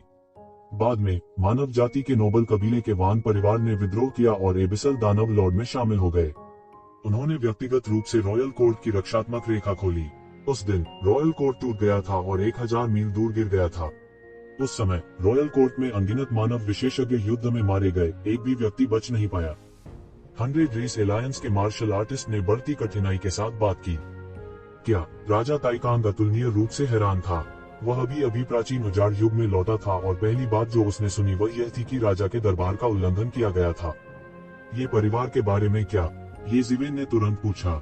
मुझे भी यकीन नहीं है, लेकिन उन सभी को मर जाना चाहिए। उस समय शाही दरबार में वान परिवार को छोड़कर युद्ध में लगभग सभी लोग मारे गए थे। इन सभी वर्षों में दानव जाति की सेना के घेराव के तहत केवल 4 शाही कबीले मुश्किल से पकड़ में आ पाए। अन्य कुलीन कुलों में से आधे से अधिक नष्ट हो चुके हैं। सीनियर, मैंने जो कहा वह सच है। आप मुझ पर विश्वास कीजिए। मुझे बस इतना पता है, मैं बस बेचने के लिए कुछ मानव दासों को पकड़ना चाहता था। दानव जाति और दानव जाति हमसे कहीं अधिक क्रूर हैं। लगभग सभी मनुष्य जो उनके हाथ लग गए उनका भोजन बन गए। जिस दिन रॉयल कोर्ट का उल्लंघन हुआ उस दिन सी रेस ने भी समुद्री क्षेत्र में मानव बलों का नरसंहार करना शुरू कर दिया। रक्त नदी की तरह बह गया और अनगिनत हताहत हुए। उद्धरण चिन्ह। अपने अपराध से खुद को मुक्त करने के लिए उसने पहले ही सब कुछ कह दिया था। उसने अपने स्वयं के अपराध को कम करने के लिए अन्य कुलों के अपराधों का भी विशेष रूप से उल्लेख किया था। अच्छा, बहुत अच्छा। इस समय राजा ताइकान पहले से ही बेहद गुस्से में थे। उसका चेहरा पहले से ही पीला पड़ गया था। अगर ऐसा है तो भाड़ में जाओ। येज़िवेन का उसे जाने देने का जरा सा भी इरादा नहीं था। उससे पहले कौन जानता था कि मानव जाति की कितनी युवा प्रतिभाओं को इस आदमी ने पकड़ लिया था और गुलामों के रूप में बेच दिया था। वह इसके योग्य है, यहाँ तक कि मृत्यु पर भी पछतावा नहीं करना था। तुम अपने शब्दों से पीछे नहीं हट सकते। तुम्हें प्रतिशोध मिलेगा, प्रतिशोध। इस समय अनगिनत लोग उजाड़ युग में मानव जाति को मारने की प्रतीक्षा कर रहे हैं। आपको निश्चित रूप से प्रतिशोध मिलेगा। 100 रेस एलायंस का मार्शल कलाकार संघर्ष करते हुए दहाड़ता और दहाड़ता रहा, लेकिन वो येज़िवेन के साथ कैसे रह सकता था? वह सीधे मौके पर एक पैर के साथ बाहर निकल गया और कानून चरण के दायरे में 100 कबीले गठबंधन के योद्धा को सीधे टुकड़ों में कुचल दिया गया। हर तरफ खून बिखरा पड़ा था और उसकी मौके पर ही मौत हो गई। मैं देखना चाहता हूँ कि कितने लोग मानव जाति को मारने की प्रतीक्षा कर रहे हैं। येज़िवेन ने उदासीनता से कहा। ऐसा कैसे हो गया? येज़िवेन अतुलनीय रूप से हैरान थी। 100 साल, सिर्फ 100 साल में चीजें इस तरह बदल गईं। शाही अदालत का उल्लंघन किया गया था और मानव जाति, जो मूल रूप से प्रमुख जातियों में से एक थी, को खून के भोजन और दासों में बदल दिया गया था। क्या ऐसा हो सकता है कि प्राचीन काल में मानव जाति के दुखद वर्ष खुद को दोहराने जा रहे थे? लानत है वैंग कबीले, येज़िवेन ने गुस्से में फटकार लगाई। उसने अभी अभी एक महत्वपूर्ण जानकारी प्राप्त की थी और वह यह थी कि वान कबीले ने रॉयल कोर्ट की रक्षा पंक्ति खोली थी, जिसने डेविल रेस सेना को सीधे मार्च करने की अनुमति दी थी और अंत में सफलतापूर्वक रॉयल कोर्ट का उल्लंघन किया। इतना गुस्सा उन्हें पहले कभी नहीं आया था। हालांकि उन्हें वान कबीले से शिकायत थी, लेकिन उन्होंने कभी नहीं सोचा था कि वान कबीले वास्तव में ऐसा करेंगे।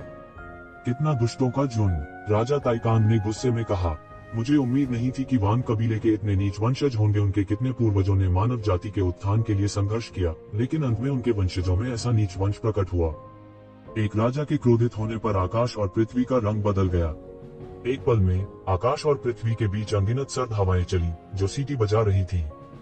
ये फेग्यून और ये जुएली आखिरकार इस समय समझ गए कि येज़िवेन राजा ताइकान के प्रति इतना सम्मान क्यों रखते थे। यह भयानक शक्ति केवल अनसुनी और अनदेखी थी। चलो चलते हैं। मैं देखना चाहता हूँ कि कितने लोग अभी भी हमारी मानव जाति का शिकार करने का इंतजार कर रहे हैं। इस समय राजा ताइकान सीधे बाहर निकल गया, निस्संदेह अपने शाही आचरण को प्रकट कर रहा था। उसने एक साधारण किशोर की तरह अपनी ताकत का प्रदर्शन नहीं किया था। एक बार उसने आक्रमण किया तो उसकी शक्ति अत्यंत भयानक थी। राजा ताइकान जहां भी गुजरे, 100 क्लैन एलायंस और दानव जाति के विशेषज्ञ, जो सीमा के पास मानव जाति का शिकार करने के लिए इंतजार कर रहे थे, उन्होंने तुरंत मौके पर आत्मविनाश कर लिया। उनके पास जो हो रहा था उस पर प्रतिक्रिया करने का समय भी नहीं था। येज़िवेन और अन्य एक के बाद एक पीछे पीछे गए। इस आंदोलन ने दूरी में अनगिनत लोगों को तुरंत चिंतित कर दिया। यह इस क्षेत्र में घूमने वाले विशेषज्ञों की एकमात्र संख्या नहीं थी। ये लोग राजा ताइकान को व्यक्तिगत रूप से नहीं पहचानते थे, लेकिन वे येज़िवेन को पहचान सकते थे। कौन है वो? मुझे ऐसा क्यों लग रहा है कि मैंने उस आदमी को पहले कहीं देखा है। मुझे भी डेजा वू का एहसास हो रहा है। क्या ऐसा हो सकता है कि मैंने उसे पहले कहीं देखा हो? इतना भयंकर और अजेय मानव कहां से आया? यह है, क्या यह हो सकता है? 100 साल से भी अधिक समय से ये कबीले की राक्षसी प्रतिभा, येज़िवेन। अविश्वसनीय, यह वास्तव में वह है। मैंने लगभग सोचा था कि मुझसे गलती हुई थी। उस समय वह जियुइंग दानव राजा और रसातल शैतान भगवान द्वारा घायल हो गया था। उसके बाद वह 100 वर्षों से अधिक समय तक प्रकट नहीं हुआ। क्या यह नहीं कहा गया था कि वह गिर गया था? यह सही है, यह सही है। यह वह है। वापस तो उसकी ताकत बेहद अत्याचारी थी और वह अपने साथियों के बीच अजेय था, यहाँ तक प्राचीन फोनिक्स क्षेत्र के विशेष दूत भी उससे हार गए थे। एक पल के लिए सभी सन्न रह गए। पहले तो उसे किसी ने याद नहीं किया। आखिरकार अतीत में मानव जाति की महिमा का उल्लेख नहीं करना, उनके लिए स्वयं की रक्षा करना भी अत्यंत कठिन था। हकीकत क्रूर थी। यह देखते हुए कि मानव जाति पतन के कगार पर थी, उस समय मानव जाति की उत्कृष्ट प्रतिभा को कौन अब भी याद करेगा। हालांकि जब उन्होंने वास्तव में उन्हें अपनी धूल भरी यादों से याद किया तो यह एक तूफान की तरह था जो पूरे युद्ध के मैदान में बह गया। उस समय बहुत से लोगों ने येज़िवेन के गिरने पर दुख जताया था। अफसोस की बात थी कि ऐसा व्यक्ति यूं ही गिर गया था। हर कोई देख सकता था कि दानव जाति के साथ सांठगांठ तो बस एक बहाना था। वास्तविक कारण वह बलिदान था जो मानव जाति ने अन्य जातियों के साथ गठबंधन बनाने के लिए किया था। उस समय इसने वास्तव में कई प्रमुख जातियों के गठबंधन की सुविधा प्रदान की थी। हालांकि जब ह्यूमन रॉयल कोड का उल्लंघन किया गया था और बड़ी संख्या में विशेषज्ञों की दुखद मृत्यु हो गई थी, तो विभिन्न कुलीन परिवारों द्वारा दबाए गए दानव वर्ल्ड के मार्ग भी बंद हो गए थे। बड़ी संख्या में दानव जाति झुंड में आ गई और अनगिनत मनुष्यों का वध कर दिया गया। जब अन्य जातियों ने देखा कि मानव जाति का अब कोई मूल्य नहीं रह गया है, तो उन्होंने तुरंत समझौते को फाड़ दिया। न केवल उन्होंने सहयोगी के रूप में अपनी जिम्मेदारियों को पूरा नहीं किया, बल्कि मानव जाति के क्षेत्र पर अतिक्रमण करते हुए जब वे नीचे थे तब भी उन्होंने मानव जाति पर प्रहार करना जारी रखा। कुछ दशकों के बाद मानव जाति पूरी तरह से गिर गई लगती थी। अभिजात वर्ग जो उस समय दुनिया पर हावी थे, रातों रात गिर गए थे। उन्होंने सीधे तौर पर सौहार्द के सभी ढोंग छोड़ दिए थे। विभिन्न नस्लों के बीच तथाकथित गठबंधन का अस्तित्व ही नहीं था। केवल बड़ी ताकत के साथ ही कोई कार्यान्वयन की गारंटी दे सकता है। दादाजी बहुत शक्तिशाली हैं। यहाँ तक प्राचीन बैरेंस महाद्वीप में भी जहाँ इतने सारे विशेषज्ञ हैं, इतने सारे लोग उसके बारे में जानते हैं। येज़ुएली ने कुछ प्रशंसा के साथ येज़िवेन को देखा। उसके लिए प्राचीन बैरेंस महाद्वीप में सब कुछ अभी भी बहुत नया और जादुई था। यह बस था किंवदंतियों से एक जगह की तरह, ठीक उस आदमी की तरह जिसे येज़िवेन ने अभी अभी मारा था। वह उनकी स्मृति के सबसे मजबूत विशेषज्ञ दादाजी हुआंग वू जी से कहीं अधिक मजबूत थे। जब आसपास की आवाजें उसके कानों में पड़ी तो वह प्रशंसा से भर गई। येज़ुएली अतुलनीय रूप से हैरान थी। ये फेग्यून कैसे वही नहीं हो सकता है। वह जोश से भरी हुई थी। 200 साल से भी पहले उनके दादा भी इसी तरह प्राचीन बैरन में आए थे। हालांकि 200 से अधिक वर्षों के बाद वह पहले से ही प्राचीन बेरेंस में एक प्रसिद्ध व्यक्ति बन गया था। प्राचीन बेरेंस में आए बिना यह कल्पना करना असंभव था कि येज़िवेन की प्रतिष्ठा कितनी महान थी। 200 से अधिक वर्षों के बाद भी यह अभी भी लोगों के दिलों में अंकित है। अभी 100 साल से ज्यादा ही हुए हैं, लेकिन लगता है वह पहले से भी ज्यादा मजबूत हो गया है। क्या वह पहले ही आकाशीय क्षेत्र में प्रवेश कर चुका होगा? नहीं, वह 100 साल पहले ही आकाशीय क्षेत्र के विशेषज्ञों को मारने में सक्षम था। कई लोग चर्चा करने लगे। हालांकि येज़िवेन की वापसी की खबर भी पूरे प्राचीन जंगल में चौंकाने वाली गति से फैलने लगी। कुछ लोग उनसे पूरी तरह से नफरत करते थे, जबकि अन्य उनकी वापसी से बेहद हैरान थे। प्राचीन जंगल में यह खबर तुरंत फैलने लगी। हालांकि यह प्राचीन जंगल की समग्र स्थिति के लिए कुछ भी नहीं था। कुछ लोगों के लिए येज़िवेन की वापसी निस्संदेह एक पृथ्वी को तोड़ देने वाली घटना थी। विशेष रूप से बहुत से लोग जिन्हें ये क्वीवन के प्रति द्वेष था। इस समय उनके भाव गंभीर हो गए। अन्य कुलों के कुछ विशेषज्ञ भी थे जो मानव जाति को मारना चाहते थे। वे इस तरह की प्रतिभा को वापस लौटते हुए नहीं देख सकते थे। उस समय येज़िवेन पहले से ही बहुत मजबूत थी। यहाँ तक कि आकाशीय क्षेत्र के विशेषज्ञ भी उसका मुकाबला नहीं कर सकते थे। अब वह 100 साल पहले की तुलना में निश्चित रूप से बहुत अधिक शक्तिशाली था। ऐसे व्यक्ति की वापसी विभिन्न कुलों के लिए अच्छी बात नहीं हो सकती है। लेकिन जल्द ही कुछ और अफवाहें सामने आईं। उन्होंने कहा कि येज़िवेन की मार्शल शक्ति पहले की तरह अत्याचारी नहीं थी। वह सैकड़ों वर्षों के लिए गायब हो गया था। वह जीविंग दानव राजा और रसातल शैतान मास्टर द्वारा गंभीर रूप से घायल हो गया था। यह तो अच्छा हुआ कि उसकी जान बच गई। उल्लेख नहीं करने के लिए उनकी मार्शल शक्ति में सुधार हुआ था। वह निश्चित रूप से उतना मजबूत नहीं था जितना कि बहुत से लोग सोचते थे कि वह था। हालांकि येज़िवेन की वापसी ने अभी भी कई लोगों का ध्यान आकर्षित किया था। इससे कोई फर्क नहीं पड़ता था कि क्या उसके पास पहले जैसी ही मार्शल शक्ति थी या उसने और प्रगति की थी या नहीं। उनका अस्तित्व पहले से ही एक बड़ा खतरा था, खासतौर पर वे जिन्होंने उस समय उन्हें घेर लिया था। इस समय उन्होंने कार्रवाई करना भी शुरू कर दिया। प्राचीन जंगल के उत्तर में एक विशाल पर्वत शिखर पर कई तंबू थे। यह वह स्थान था जहां दानव जाति ने अपने सैनिकों को तैनात किया था। और इस तंबू में सबसे आलीशान में तंबू में एक सिंहासन पर एक व्यक्ति बैठा था। अनगिनत आभा उसके चारों ओर इकट्ठी हो गईं, कानूनों में बदल गईं। स्पष्ट रूप से उन्होंने कानूनों को अत्यंत गहन स्तर तक समझा था। यह शाही पोशाक में एक युवक था। उसने अचानक अपनी आंखें खोली, जो प्रकाश की दो किरणों की तरह थी जो सीधे आकाश में जा रही थी। कि यक्षिवेन ने वास्तव में वापस लौटने की हिम्मत की। वह अतुलनीय रूप से ठंडा था और उसकी अभिव्यक्ति बिल्कुल नहीं बदली। महाराज, यह सही है, यह येज़िवेन है। हमारे 9 सिरों वाले शिशु जनजाति के जासूस पहले ही इसकी पुष्टि कर चुके हैं कि येज़िवेन बिना किसी भेष के आ गई। इसकी पुष्टि हो गई है। इस समय उसके बगल में एक आवाज ने कहा, यह कितना मजबूत है, क्या आपको पता चला? शाही वेश में युवक जारी रहा, मुझे नहीं पता, विभिन्न शक्तियां सब देख रही हैं। एक प्रारंभिक आकाशीय क्षेत्र विशेषज्ञ ने हमला किया और उसके द्वारा आसानी से कुचल दिया गया। भले ही इन 100 वर्षों के दौरान उसकी ताकत में सुधार नहीं हुआ हो, उसे ज्यादा पीछे नहीं हटना चाहिए।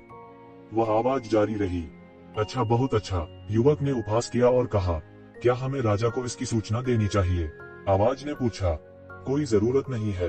वह 100 साल पहले का एक अपंग है। अगर वह वास्तव में ठीक है तो 100 साल खर्च करने की कोई जरूरत नहीं है। तो क्या हुआ अगर वह फिर से सुधर गया? शाही पोशाक में युवा ने उपहास किया। अन्य लोग उस वर्ष की स्थिति के बारे में स्पष्ट नहीं हो सकते हैं, लेकिन हमारी 9 सिर वाली शिशु जाति कैसे जान सकती है? वह अपनी ताकत के कारण नहीं बल्कि एक अजीब कलाकृति के कारण शिखर दिव्य क्षेत्र के एक विशेषज्ञ को मार सकता था। उस कलाकृति को रसातल दानव भगवान ने नष्ट कर दिया था। वह अब क्या है? उद्धरण चिन्ह। 100 वर्षों में वह कितना सुधार कर सकता है? यहाँ तक अगर वह सर्वोच्च दिव्य क्षेत्र में है तो मैं उसे आसानी से कुचलकर मार सकता हूँ। शाही वेश में युवक ने तिरस्कार से कहा। शाही वेश में युवक ने तिरस्कार पूर्वक कहा, इस युग में कोई नायक नहीं है, इसलिए लोग प्रसिद्ध हो जाते हैं। इस आदमी की केवल एक अयोग्य प्रतिष्ठा है। कुछ अज्ञानी लोगों ने वास्तव में युवा पीढ़ी के नंबर 1 व्यक्ति के रूप में उनकी प्रशंसा की। वह 100 साल पहले का सिर्फ अपंग है। मैं सभी को बता दूंगा कि जो व्यक्ति वास्तव में युवा पीढ़ी में नंबर 1 व्यक्ति होने के योग्य है, वह कोई और नहीं बल्कि मैं हूँ। उसके बाद वह मुझसे नहीं मिला, अन्यथा वह मर चुका होता। हालांकि अब बहुत देर नहीं हुई है। 100 साल से चली आ रही एक गलत कहावत को सही करने का समय आ गया है। युवक के चेहरे पर जुझारूपन भरा हुआ था। उस वर्ष यक्षिवेन ने चौंकाने वाली शक्ति का प्रदर्शन किया। अधिकांश युवा पीढ़ी केवल आरंभिक और मध्य आकाशीय क्षेत्र में थी। अधिक से अधिक कुछ ऐसे थे जो स्वर्गीय दिव्य क्षेत्र में थे, लेकिन वह शिखर दिव्य क्षेत्र के विशेषज्ञों को पहले ही नष्ट कर सकता था।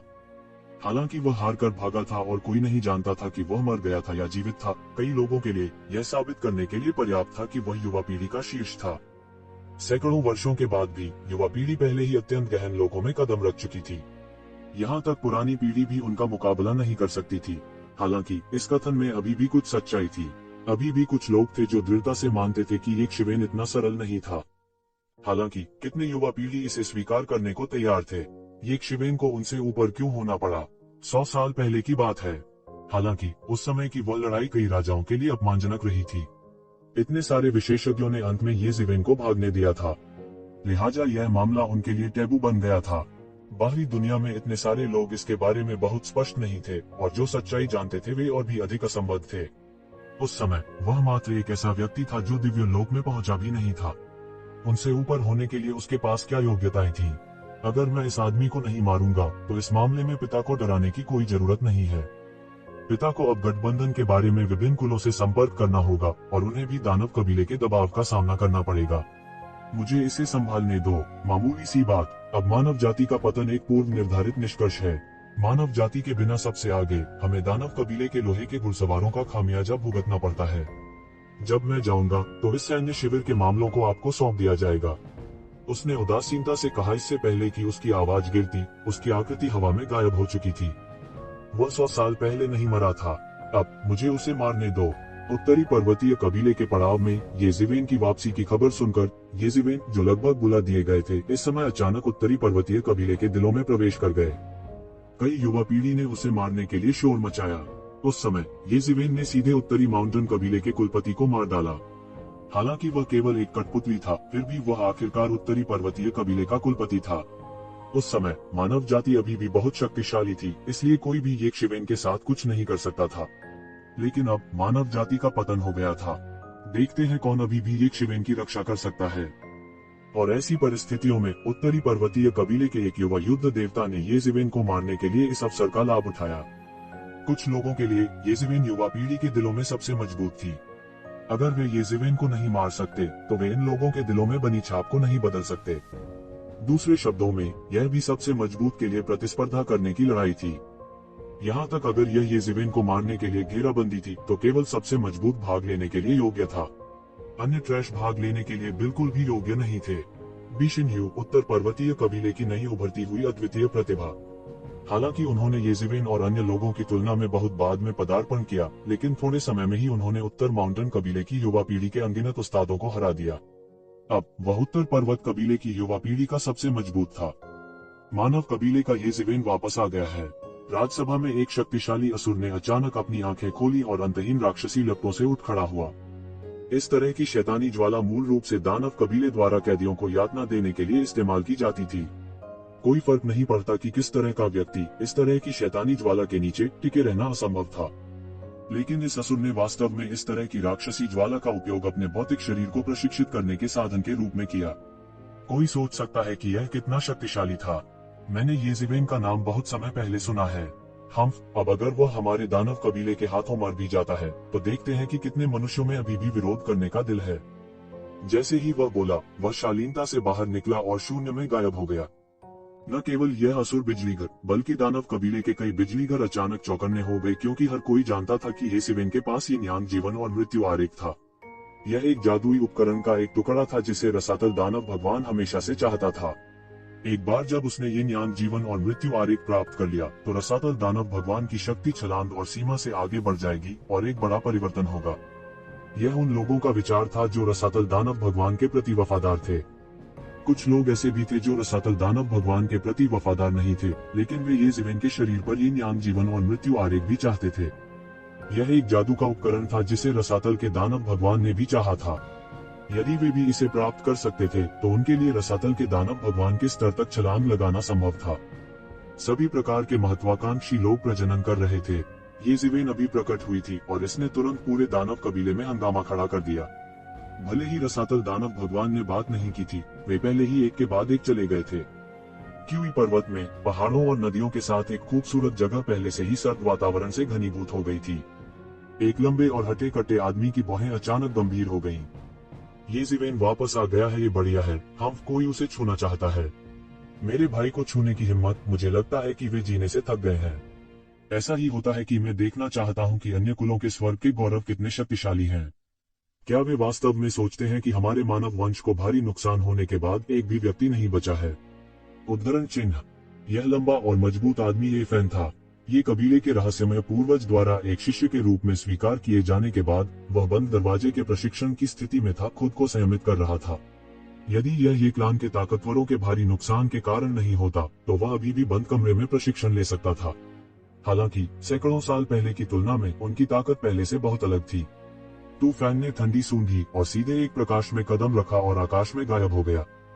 येज़ेवेन की वापसी के कारण पूरे प्राचीन बैरन में खलबली मच गई थी। कई लोगों की नजर में उनकी वापसी सर्वोच्च प्राथमिकता थी। कई बड़े कबीले जो पूरे प्राचीन बैरन पर हावी हो सकते थे, येज़ेवेन की वजह से लामबंद हो गए थे। सभी दिशाओं से बहुत से लोग येज़ेवेन की ओर दौड़ रहे थे। येज़ेवेन ने उनकी परवाह नहीं की। इसके विपरीत वह धीमा हो गया, जैसे कि वह उन लोगों के आने की प्रतीक्षा कर रहा हो। उसने रास्ते में मार डाला। पूरे प्राचीन बैरेंस महाद्वीप की स्थिति उसकी अपेक्षा से कहीं अधिक खराब थी। मानव जाति ने पूरे प्राचीन बैरेंस के सबसे केंद्रीय क्षेत्र पर कब्जा कर लिया था और मानव जाति का हृदय स्थल क्यूई पर्वत क्षेत्र था। रॉयल कोर्ट के पतन के साथ अनगिनत व्यक्तिगत कृषक बल उखड़ गए। कई मार्किस कुलों को भी उखाड़ फेंका गया। वर्तमान प्राचीन बेरेंस में विभिन्न मार्किस कुलों के कुछ क्षेत्रों के अलावा केवल क्यूई पर्वत क्षेत्र ही कई ताकतों के अस्तित्व के कारण मानव जाति का सबसे बड़ा संरक्षण बन गया था। यह मानव जाति का अंतिम क्षेत्र भी था। यह आखिरी क्षेत्र भी था जहां डेमन रेस ने घेर लिया था। मानव जाति ने कई वर्षों तक इस भूमि में जड़ जमाई थी। कुछ ही दशकों में हालांकि प्रमुख ताकतें पराजित हो गई थी। इसका मतलब यह नहीं था कि मानव जाति अब मानव जाति के क्षेत्र में मौजूद नहीं है। इसके विपरीत मानव जाति के क्षेत्र में अभी भी बहुत से मनुष्य रह रहे थे, जीवित रहने के लिए संघर्ष कर रहे थे। सभी बलों के पास क्यूई पर्वत क्षेत्र में हजारों मील की यात्रा करने की क्षमता नहीं थी। अधिकांश सेनाएं या तो नष्ट हो गई या बचाव के लिए पीछे रह गईं। पिछले कुछ दशकों में मानव जाति के हताहतों की संख्या आधे से अधिक होने का अनुमान लगाया गया था। हालांकि वे अभी भी जिद से बच रहे थे। उस समय मानव जाति के पास करोड़ों लोगों की एक बेशुमार संख्या थी। अब उनमें से आधे से अधिक खो गए थे। कोई कल्पना कर सकता है कि पिछले कुछ दशकों में उन्होंने कितना कुछ खोया है। मानव जाति की नींव इन सामान्य लोगों में थी। मानव जाति का भविष्य भी इन्हीं सामान्य लोगों में था। इसलिए वे रास्ते में मार रहे थे। चाहे वह ओशनिट्स हो, 100 रेस एलायंस, डेमोन या राक्षस हो, जिसने भी मानव क्षेत्र में कहर बरपाया उसे मार दिया गया। रास्ते में खून नदी की तरह बहता रहा। ये विदेशी नस्लें मानव जाति के क्षेत्र में अहंकारी होने की आदी थी। इस समय मानव जाति दानव जाति के अंतिम हमले को रोकने में असमर्थ थी, इसलिए वे उन्हें केवल वही करने दे सकते थे जो वे चाहते थे। कौन जानता था कि वे इस समय घात लगाए बैठे होंगे। इससे कोई फर्क नहीं पड़ता कि कितने लोग थे, विरोधी कितने मजबूत थे, यहाँ तक आकाशीय क्षेत्र के पुराने पूर्वज को भी थप्पड़ मार दिया गया था। इनमें से कोई भी नहीं बच पाया। ऐसी परिस्थितियों में येज़ेबेल की गति अचानक बहुत कम हो गई थी और वह जल्दी से उन लोगों से आगे निकल गया जिनके पीछे गलत इरादे थे। सबसे पहले आने वाला कोई और नहीं बल्कि जीविंग दानव राजा का सबसे बड़ा राजकुमार था। इस अत्याचारी युवा विशेषज्ञ ने आकाश को पार किया, अपने साथ गड़गड़ाहट की आवाज लेकर आया, जैसे गड़गड़ाहट का विस्फोट। वह अपने साथ एक जानलेवा आभा लेकर आया जिसने आकाश को भर दिया, जिससे आकाश में जानलेवा बादलों की परतें बन गईं। जानलेवा आभा राक्षसी और अशुभ थी। यह जानलेवा आभा एक अद्वितीय दबाव में बदल गई, सीधे येज़ेबेल और अन्य को कुचल दिया। हालांकि इसका कोई फायदा नहीं हुआ। हालांकि ये फेग्यून और ये ज्वेली की खेती अभी भी बहुत कम थी, लेकिन स्टार बीस्ट ने दबाव को रोक दिया। इससे उन पर कोई असर नहीं पड़ा।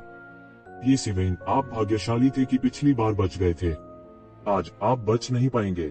जीविंग दानव राजा के सबसे बड़े राजकुमार ने उपहास किया और कहा, आज के बाद सभी को पता चल जाएगा कि मैं केवल युवा पीढ़ी में नंबर 1 व्यक्ति हो सकता हूँ और आप सिर्फ एक मजाक हैं। जीविंग दानव राजा के सबसे बड़े राजकुमार के उकसावे के सामने येज़ेबेल नहीं हटे। जीविंग दानव राजा का सबसे बड़ा राजकुमार अपनी पूरी ताकत दिखाते हुए अकेला आया था। सामर्थ्य के संदर्भ में वह शायद पहले ही दिव्य लोक के शिखर पर प्रवेश कर चुका था। इस तरह की ताकत के साथ जब तक वह प्रमुख बलों के स्वामी या राजा ग्रेड के स्वामी से नहीं मिले, तब तक एक प्रतिद्वंद्वी से मिलना वास्तव में मुश्किल था। यह देखकर कि येज़ेबेल ने उसे नजरअंदाज कर दिया, जीविंग दानव राजा के सबसे बड़े राजकुमार ने अपनी उपहास उड़ाई। वह सीधे अपने भाले के साथ आकाश में घुस गया, तुरंत शून्य को चकनाचूर कर दिया और सीधे येज़ेबेल के सिर को छेद दिया। इस समय येज़ेबेल अंत में चले गए। उसने सीधे अपना हाथ फैलाया और उसकी हथेली भाले की चमक से भरे आकाश से मिली। डांग, एक जोरदार धमाका हुआ और भयानक शक्ति तुरंत टक्कर के बिंदु से छिटक गई और शून्य को जबरन छेद दिया गया। दूर दराज के अनगिनत लोगों ने ठंडी सांसें ली। येज़ेबेल और अन्य इतने हाई प्रोफाइल थे कि उन्होंने लंबे समय तक अनगिनत लोगों का ध्यान आकर्षित किया था। हालांकि इन लोगों ने आकस्मिक रूप से पास आने की हिम्मत नहीं की, यहाँ तक कि दूर से देखने पर भी उन्हें बहुत धक्का लगा। जीविंग दानव राजा के सबसे बड़े राजकुमार ने अपनी पूरी ताकत से हमला किया, पूरे ब्रह्मांड को हिला दिया, लेकिन फिर भी येज़ेबेल की हथेली से नहीं टूट सका। अभी सबसे अधिक मनुष्यों को मारने वाले कुलों में जीविंग कबीला भी उनमें से एक है। येज़ेबेल ने भावहीन होकर कहा, तो क्या हुआ अगर मैं हूँ? क्या आप अभी भी सोचते हैं कि मानव जाति अभी भी वही बड़ा कबीला है जो कई साल पहले था? जीविंग दानव राजा के सबसे बड़े राजकुमार ने तिरस्कार पूर्वक कहा। येज़ेबेल को बिल्कुल भी गंभीरता से नहीं लिया। जीविंग दानव राजा के सबसे बड़े राजकुमार की ताकत बेहद भयानक थी। तुरंत भाले की चमक से भरा आकाश उसके भाले से निकल गया। यह अविश्वसनीय रूप से तेज था और यह लंबा भाला पहले से ही एक परम हथियार के स्तर पर था। वास्तव में एक ही पीढ़ी के बीच एक योग्य प्रतिद्वंद्वी को ढूंढना बहुत मुश्किल था, लेकिन दुर्भाग्य से उसकी मुलाकात येज़ेबेल से हुई। येज़ेबेल एक हाथ से बाहर पहुंचे और सीधे भाले की चमक से भरे आकाश को एक तरफ धकेल दिया जो लंबे भाले से निकला था और सीधे भाले की चमक को टुकड़ों में बहा दिया। इसके बाद उन्होंने सीधे पंच आउट कर दिया। बूम! कोई फैंसी चाल नहीं थी, बस एक साधारण पंच था। हालांकि इसकी शक्ति भयानक थी। एक उल्का की तरह यह आकाश के माध्यम से छेदा और तुरंत 9 सिर वाले भयंकर सांप सिर वाले दानव राजा के पहले राजकुमार के शरीर पर उतरा। बूम! जीविंग दानव राजा के सबसे बड़े राजकुमार को मौके पर ही चोट लग गई और फिर उसका पूरा शरीर अचानक टुकड़ों में फट गया और रक्त शून्य में बिखर गया। एक चाल, बस एक साधारण चाल, और जीविंग दानव राजा के सबसे बड़े राजकुमार को सीधे मार दिया गया। इतना मजबूत एक चाल, बस एक चाल, और उसने सीधे एक शिखर दिव्य क्षेत्र विशेषज्ञ को मार डाला जैसे वह पाप में टहल रहा हो। येज़ेबेल की ताकत वास्तव में बहुत भयानक है। यह येज़ेबेल इस मानव जाति के पास एक और परम योद्धा होने जा रहा है। मानव जाति के लिए जो एक संकटपूर्ण स्थिति में है, यह भी एक अच्छी बात है, लेकिन यह भी उसके अंत में जीवित रहने में सक्षम होने पर निर्भर करता है। अब जब इतने सारे विशेषज्ञ आ गए हैं, तो वह कितने से लड़ सकता है? आसपास के अनगिनत विशेषज्ञ अविश्वास में थे। ये जिवेन के लिए, जिसने वास्तव में किंगटिया में कदम रखा था, जियुइंग दानव राजा का सबसे बड़ा राजकुमार बस एक बच्चे की तरह कमजोर था। यह ठीक वैसा ही था जब ये जिवेन ने जियुइंग दानव राजा का सामना किया था। उसके पास वापस लड़ने का कोई रास्ता नहीं था। यहाँ तक ऐसी स्थिति में जहाँ उन्होंने मेचा पहना हुआ था, फिर भी एक गोली से वे पूरी तरह से घायल हो गए। 9 सिरों वाले दानव राजा के सबसे बड़े राजकुमार का सिर काटने के बाद ये जिवेन को जाने की कोई जल्दी नहीं थी। इसके बजाय उसने 9 सिर वाले सांप के शरीर को पकड़ लिया, जो पहले से ही अपने मूल रूप में वापस आ गया था, और उसे मौके पर ही टुकड़ों में कुचल दिया। फिर सांप राक्षस का रक्त और सार सीधे ये फैंग्यून और ये ज्वेली के शरीर में डाला गया। इस अवधि के दौरान ये जिवेन रास्ते में मारे गए और कुछ कमजोर विदेशी नस्ल के योद्धाओं का भी सामना किया, लेकिन इनसे निपटने के लिए ये फैंग्यून और ये ज्वेली को भी छोड़ दिया गया। इन दोनों ने जीवन और मृत्यु की लड़ाई का भी बहुत अनुभव किया था और कई बार मृत्यु से बच निकले थे। ये जिवेन के समर्थन के कारण दोनों विशेष रूप से खुले थे। ये जिवेन की फीनिक्स रीजनरेशन तकनीक से जब तक वे तुरंत नहीं मरे, वे तुरंत ठीक हो सकते थे, चाहे उनकी चोटें कितनी भी गंभीर क्यों न हों। इसलिए इस अवधि के दौरान वे भी बहुत तेजी से सुधरे। दिव्य क्षेत्र शिखर का रक्तसार बहुत बड़ा था। भले ही इसे 2 बराबर भागों में बांटा गया हो, फिर भी यह असामान्य रूप से विशाल था। ये जिवेन ने रक्तसार के एक हिस्से को पचाने में उनकी मदद की और बाकी को सील तकनीक से उनके शरीर में सील कर दिया गया। भविष्य में जब वे आगे बढ़ते हैं तो उन्हें इसकी आवश्यकता होती है, यह जल्दी से बाहर निकल सकता है। उनके शरीर में इस रक्तसार के साथ यह कल्पना की जा सकती थी कि उनकी प्रगति कितनी तेजी से होगी।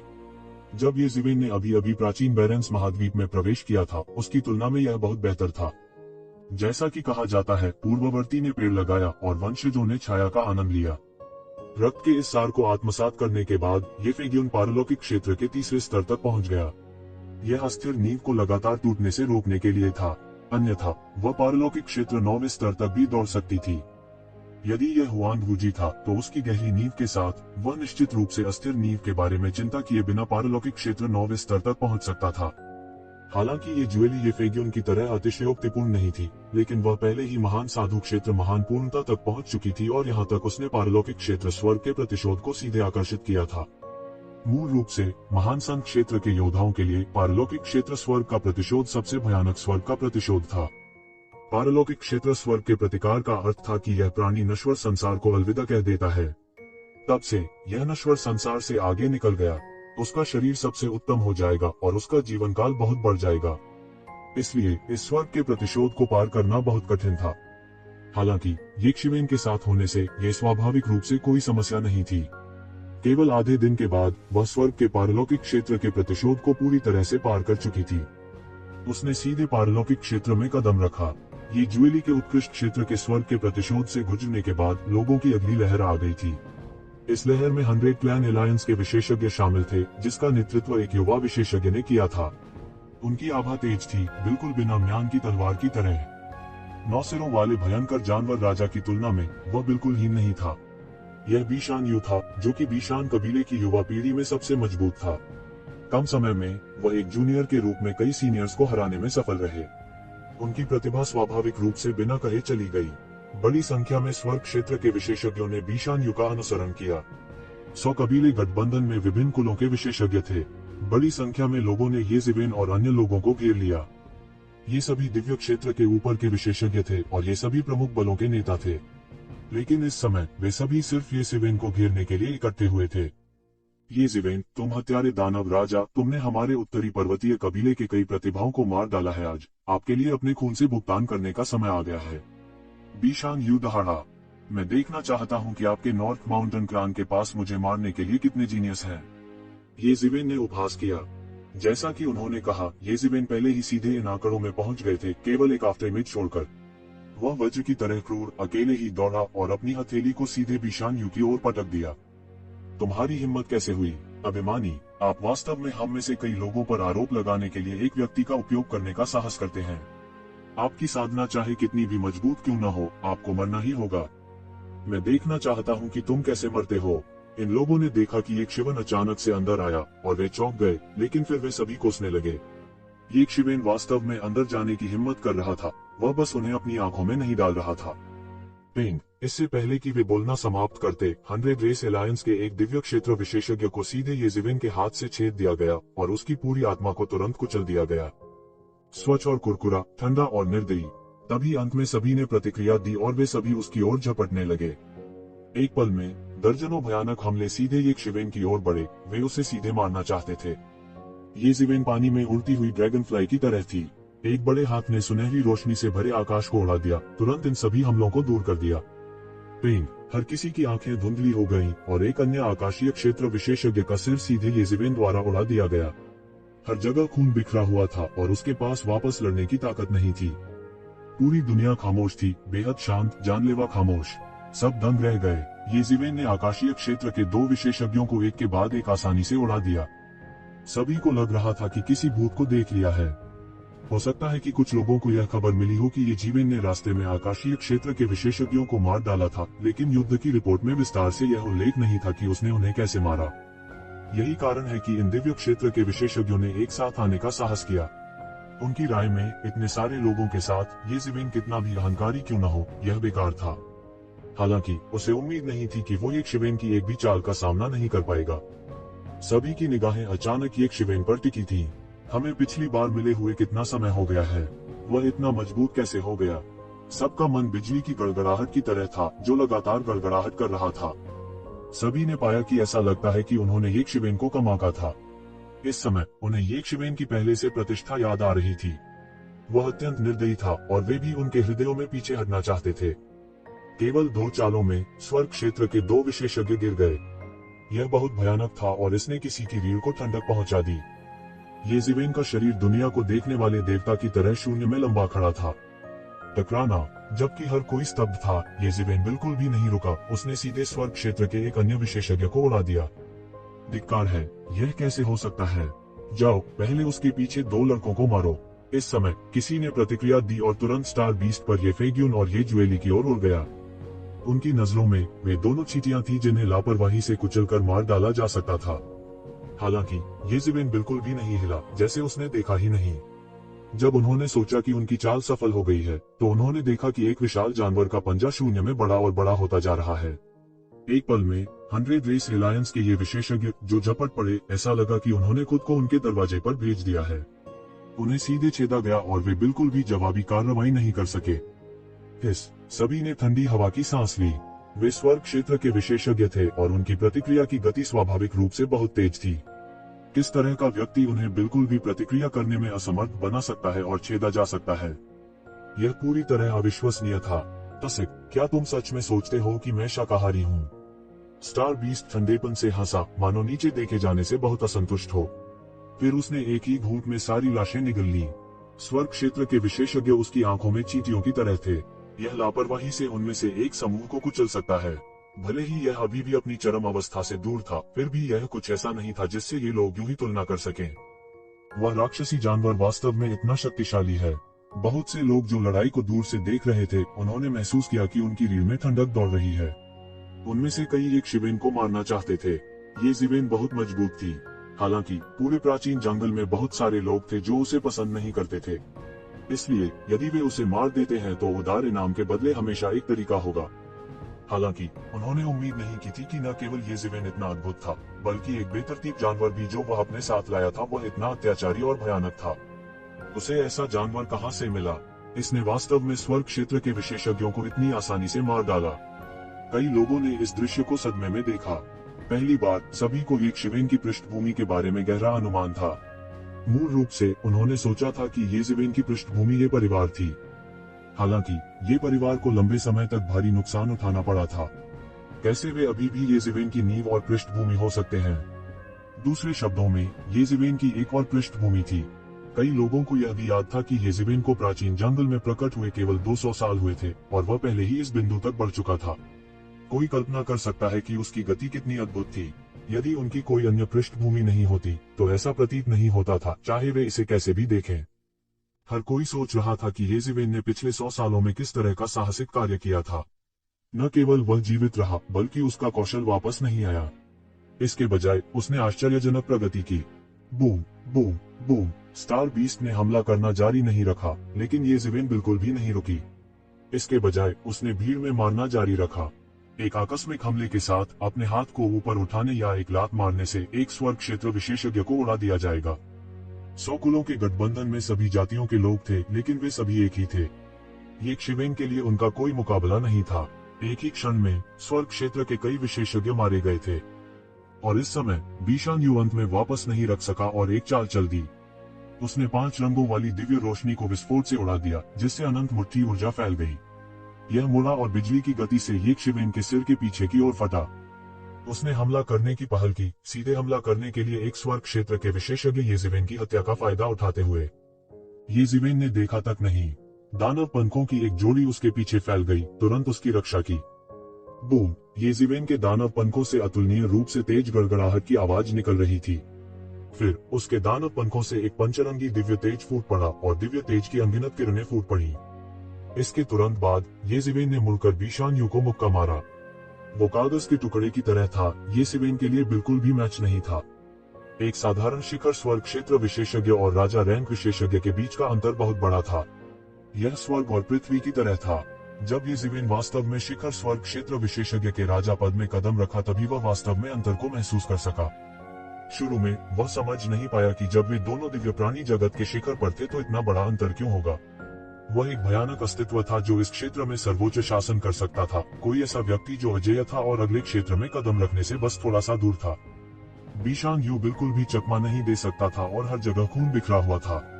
उसके अलावा 100 गोत्र गठबंधन के अन्य विशेषज्ञ भी पल भर में ही कत्ल कर दिए गए। हालांकि कुछ लोगों ने देखा कि स्थिति अच्छी नहीं थी और वे पीछे हटना चाहते थे। वे येजिवेन की गति के साथ कैसे चल सकते थे? वे बिल्कुल नहीं बच सके।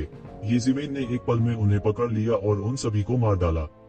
अंत में येजिवेन के क्रूर कौशल ने पूरे सुदूर पुरातनता को पूरी तरह से भयभीत कर दिया। उसने जिन लोगों को मारा उनमें बीशान यू की कोई कमी नहीं थी। ज्यूयंग दानव राजा प्रथम राजकुमार, जो पहले से ही आकाशीय क्षेत्र के शिखर पर कदम रख चुका था और भविष्य में राजा रैंक में कदम रखने की आशा रखता था, येजिवेन के लिए कोई मुकाबला नहीं था। सीधे एक मुक्के से वह मारा गया। बहुत से लोगों ने अनुमान लगाया कि वह पहले ही राजा के पद पर आसीन हो चुका है, अन्यथा वह इतना भयानक कैसे हो सकता था। इस तरह की अफवाह ने कई लोगों को झकझोर कर रख दिया।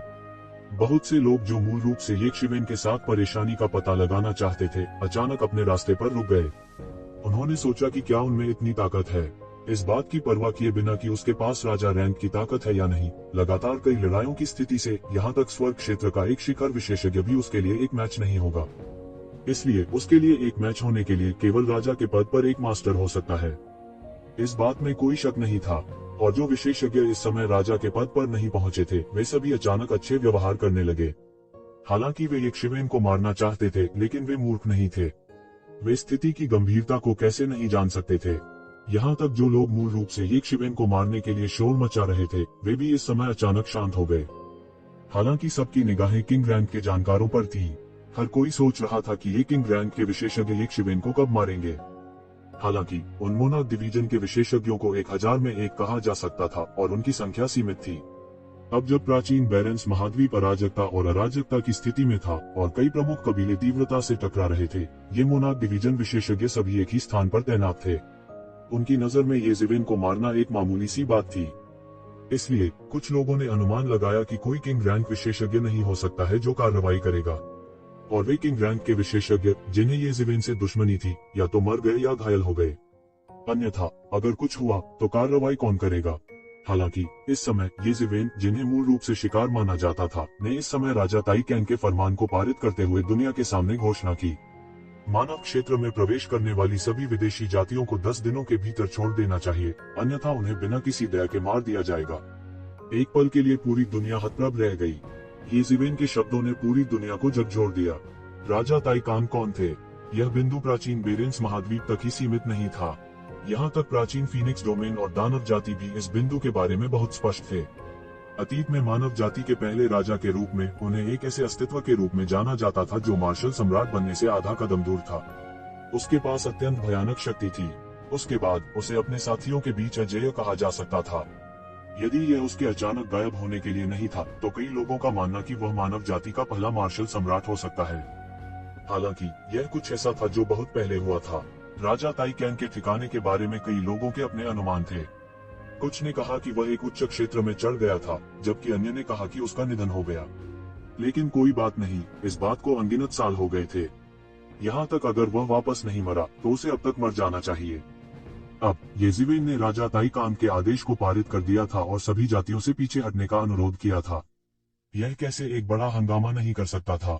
यदि राजा ताइकैंग का वास्तव में पुनर्जन्म हुआ होता तो ये विदेशी नस्लें अब खुशी से उछल कूद कर रही होती।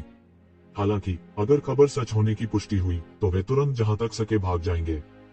राजा ताइकांग दूर के युग में एक चमकता सितारा था। उस अराजक युग में भी कोई भी उनके तेज को नहीं देख सका। हालांकि यह केवल येज़िवेन का आदेश था, किसी ने इसकी पुष्टि नहीं की थी, इसलिए बहुत से लोगों को इस पर विश्वास ही नहीं हुआ। यदि राजा ताइकांग अभी भी जीवित होता तो वह दानव जाति को कहर बरपाते हुए कैसे देख सकता था। वह रसातल के दानव भगवान को बिना कुछ किए इंपीरियल कोर्ट को नष्ट करते हुए कैसे देख सकता है। किसी को पता होना चाहिए कि यद्यपि वर्तमान युग में रसातल दानव भगवान शक्तिशाली और लगभग अपराजेय थे, फिर भी वे महान राजा ताइकैंग के लिए अतुलनीय थे। सभी ने इसे मजाक समझा। दुनिया को चौंका देने के बाद वे जल्दी से चुप हो गए और इस खबर को भूल गए। इसके विपरीत मानव जाति के खिलाफ कई जातियों का संयुक्त हमला थोड़े समय में सबसे बड़ी खबर बन गया। संपूर्ण प्राचीन उजाड़ तूफान में था। विभिन्न नस्लों के बीच टकराव कभी नहीं रुके थे। हालांकि प्राचीन वीरानी और दानव जाति अभी भी फिर से इकट्ठा हो रहे थे, विनाश के अगले दौर की प्रतीक्षा कर रहे थे। छोटे टकराव कभी नहीं रुके थे। हालांकि अन्य जातियां मानव जाति के क्षेत्र का अतिक्रमण कर रही थी, फिर भी उन्होंने मानव जाति की नींव को नहीं छुआ। ऐसा नहीं था कि माउंट क्यूई नहीं चाहता था, लेकिन इसे जानबूझकर संरक्षित किया गया था। एक और इसे डेविल रेस के खिलाफ संघर्ष करने के लिए एक ताकत के रूप में इस्तेमाल किया जा सकता था। दूसरी ओर मानव जाति के बीच इंपीरियल कोर्ट के अलावा माउंट क्यूई वह था जिसने सबसे अधिक सार बनाए रखा। अगर कोई माउंट क्यूई को भेदना चाहता है, चाहे वह किसी भी जाति का हो, उसे बड़ी कीमत चुकानी होगी। यही कारण था कि वे इतने अहंकारी थे। उन्हें उम्मीद नहीं थी कि येज़िवेन कहीं से भी प्रकट होंगे, और न केवल उन्होंने उन्हें कोई चेहरा नहीं दिया, बल्कि उन्होंने लगातार कई दानवों और 100 रेस अलायंस चैंपियन को भी मार डाला। हमें देखने के लिए येज़िवेन का सिर लाओ, अन्यथा हम मानव जनजाति की नींव को नष्ट कर देंगे। अंत में 9 भयंकर जानवरों की जमात ने बात की। उनके शब्द शक्तिशाली और दबंग थे, दुनिया को हिला रहे थे। 9 भयंकर जानवर जनजाति 9 भयंकर जानवर जनजाति के खिलाफ पूरी ताकत लगाने वाली थी। मूल रूप से 9 भयंकर जानवर जनजाति की मानव जाति से तुलना नहीं की जा सकती थी। यहाँ तक कि पूरी दानव जाति भी मानव जाति को मुश्किल से दबा सकती थी। हालांकि अब जबकि मानव इंपीरियल कोर्ट टूट गया था और अनगिनत चैंपियन गिर गए थे, भले ही रॉयल और मार्किस जनजातियों के अवशेष थे, उनकी ताकत 9 भयंकर जानवरों की जनजाति से बहुत अधिक नहीं होगी। आखिरकार, हालांकि ये रॉयल और मार्किस जनजातियां अतीत में 9 भयंकर जानवरों की जनजाति के साथ प्रतिस्पर्धा कर सकती थी, अब जब उनके सभी चैंपियन गिर गए थे, तो वे सेना में शामिल होने पर केवल 9 भयंकर जानवरों की जनजाति के साथ प्रतिस्पर्धा करने में सक्षम हो सकते हैं। युद्ध में ह्यूमन इंपीरियल कोर्ट को जो गंभीर क्षति हुई थी, वह स्पष्ट थी। इससे भी अधिक भयानक बात यह थी कि युद्ध में सभी किंग डिवीजन मास्टर्स की मृत्यु हो गई थी। इंपीरियल कोर्ट मानव जाति के पतन का मूल कारण था। इंपीरियल कोर्ट की सुरक्षा के बिना किंग डिवीजन मास्टर्स रसातल दानव भगवान के खिलाफ कुछ चालों से अधिक नहीं टिकेंगे। किंग डिवीजन मास्टर्स के संरक्षण के बिना यह मानव जाति के पूर्ण पतन की कुंजी थी। अन्यथा, हालांकि उन्होंने इंपीरियल कोर्ट में अपने आधे से अधिक सामान्य स्वामी खो दिए थे, फिर भी रॉयल और मार्किस के क्षेत्रों में अभी भी कई स्वामी बचे थे। हालांकि ये लोग राजा मंडल के एक सच्चे विशेषज्ञ के सामने कुछ भी नहीं थे।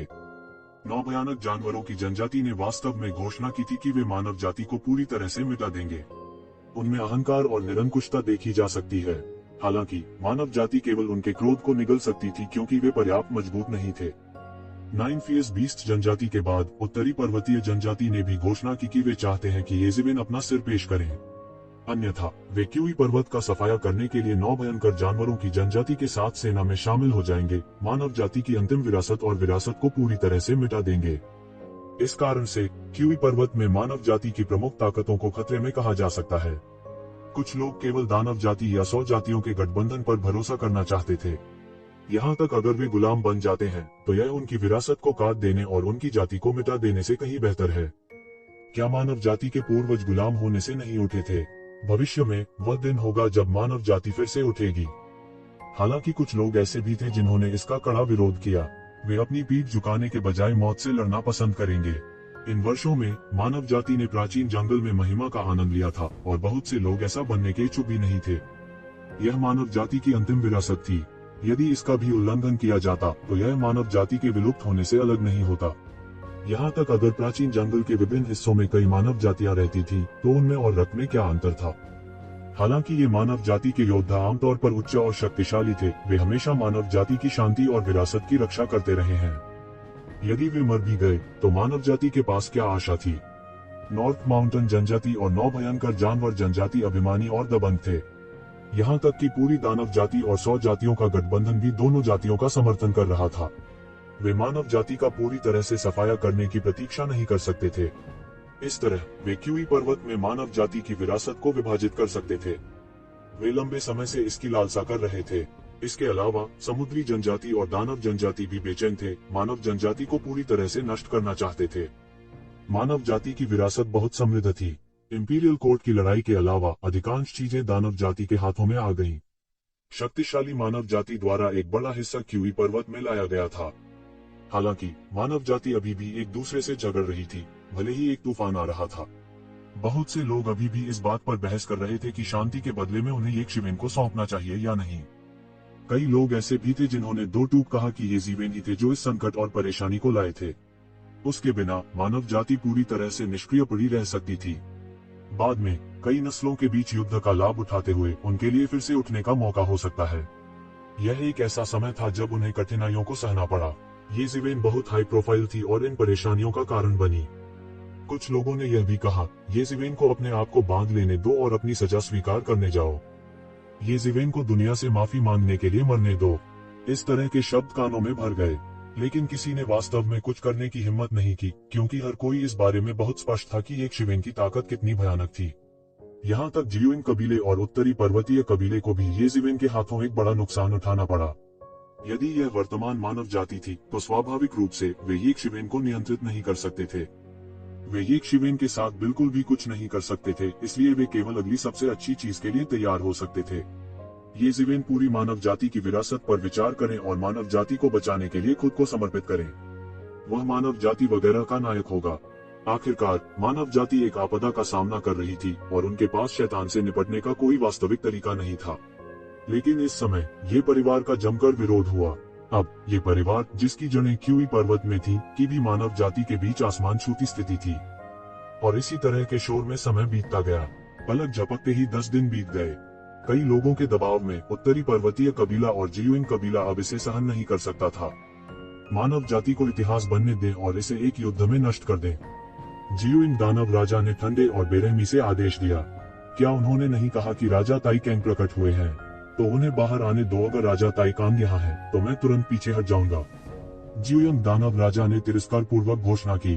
अब राजा ताइकांग की ताइकांग सील भी शैतान जाति के हाथों में आ गई है और वे अभी भी चाले चलाने की हिम्मत करते हैं।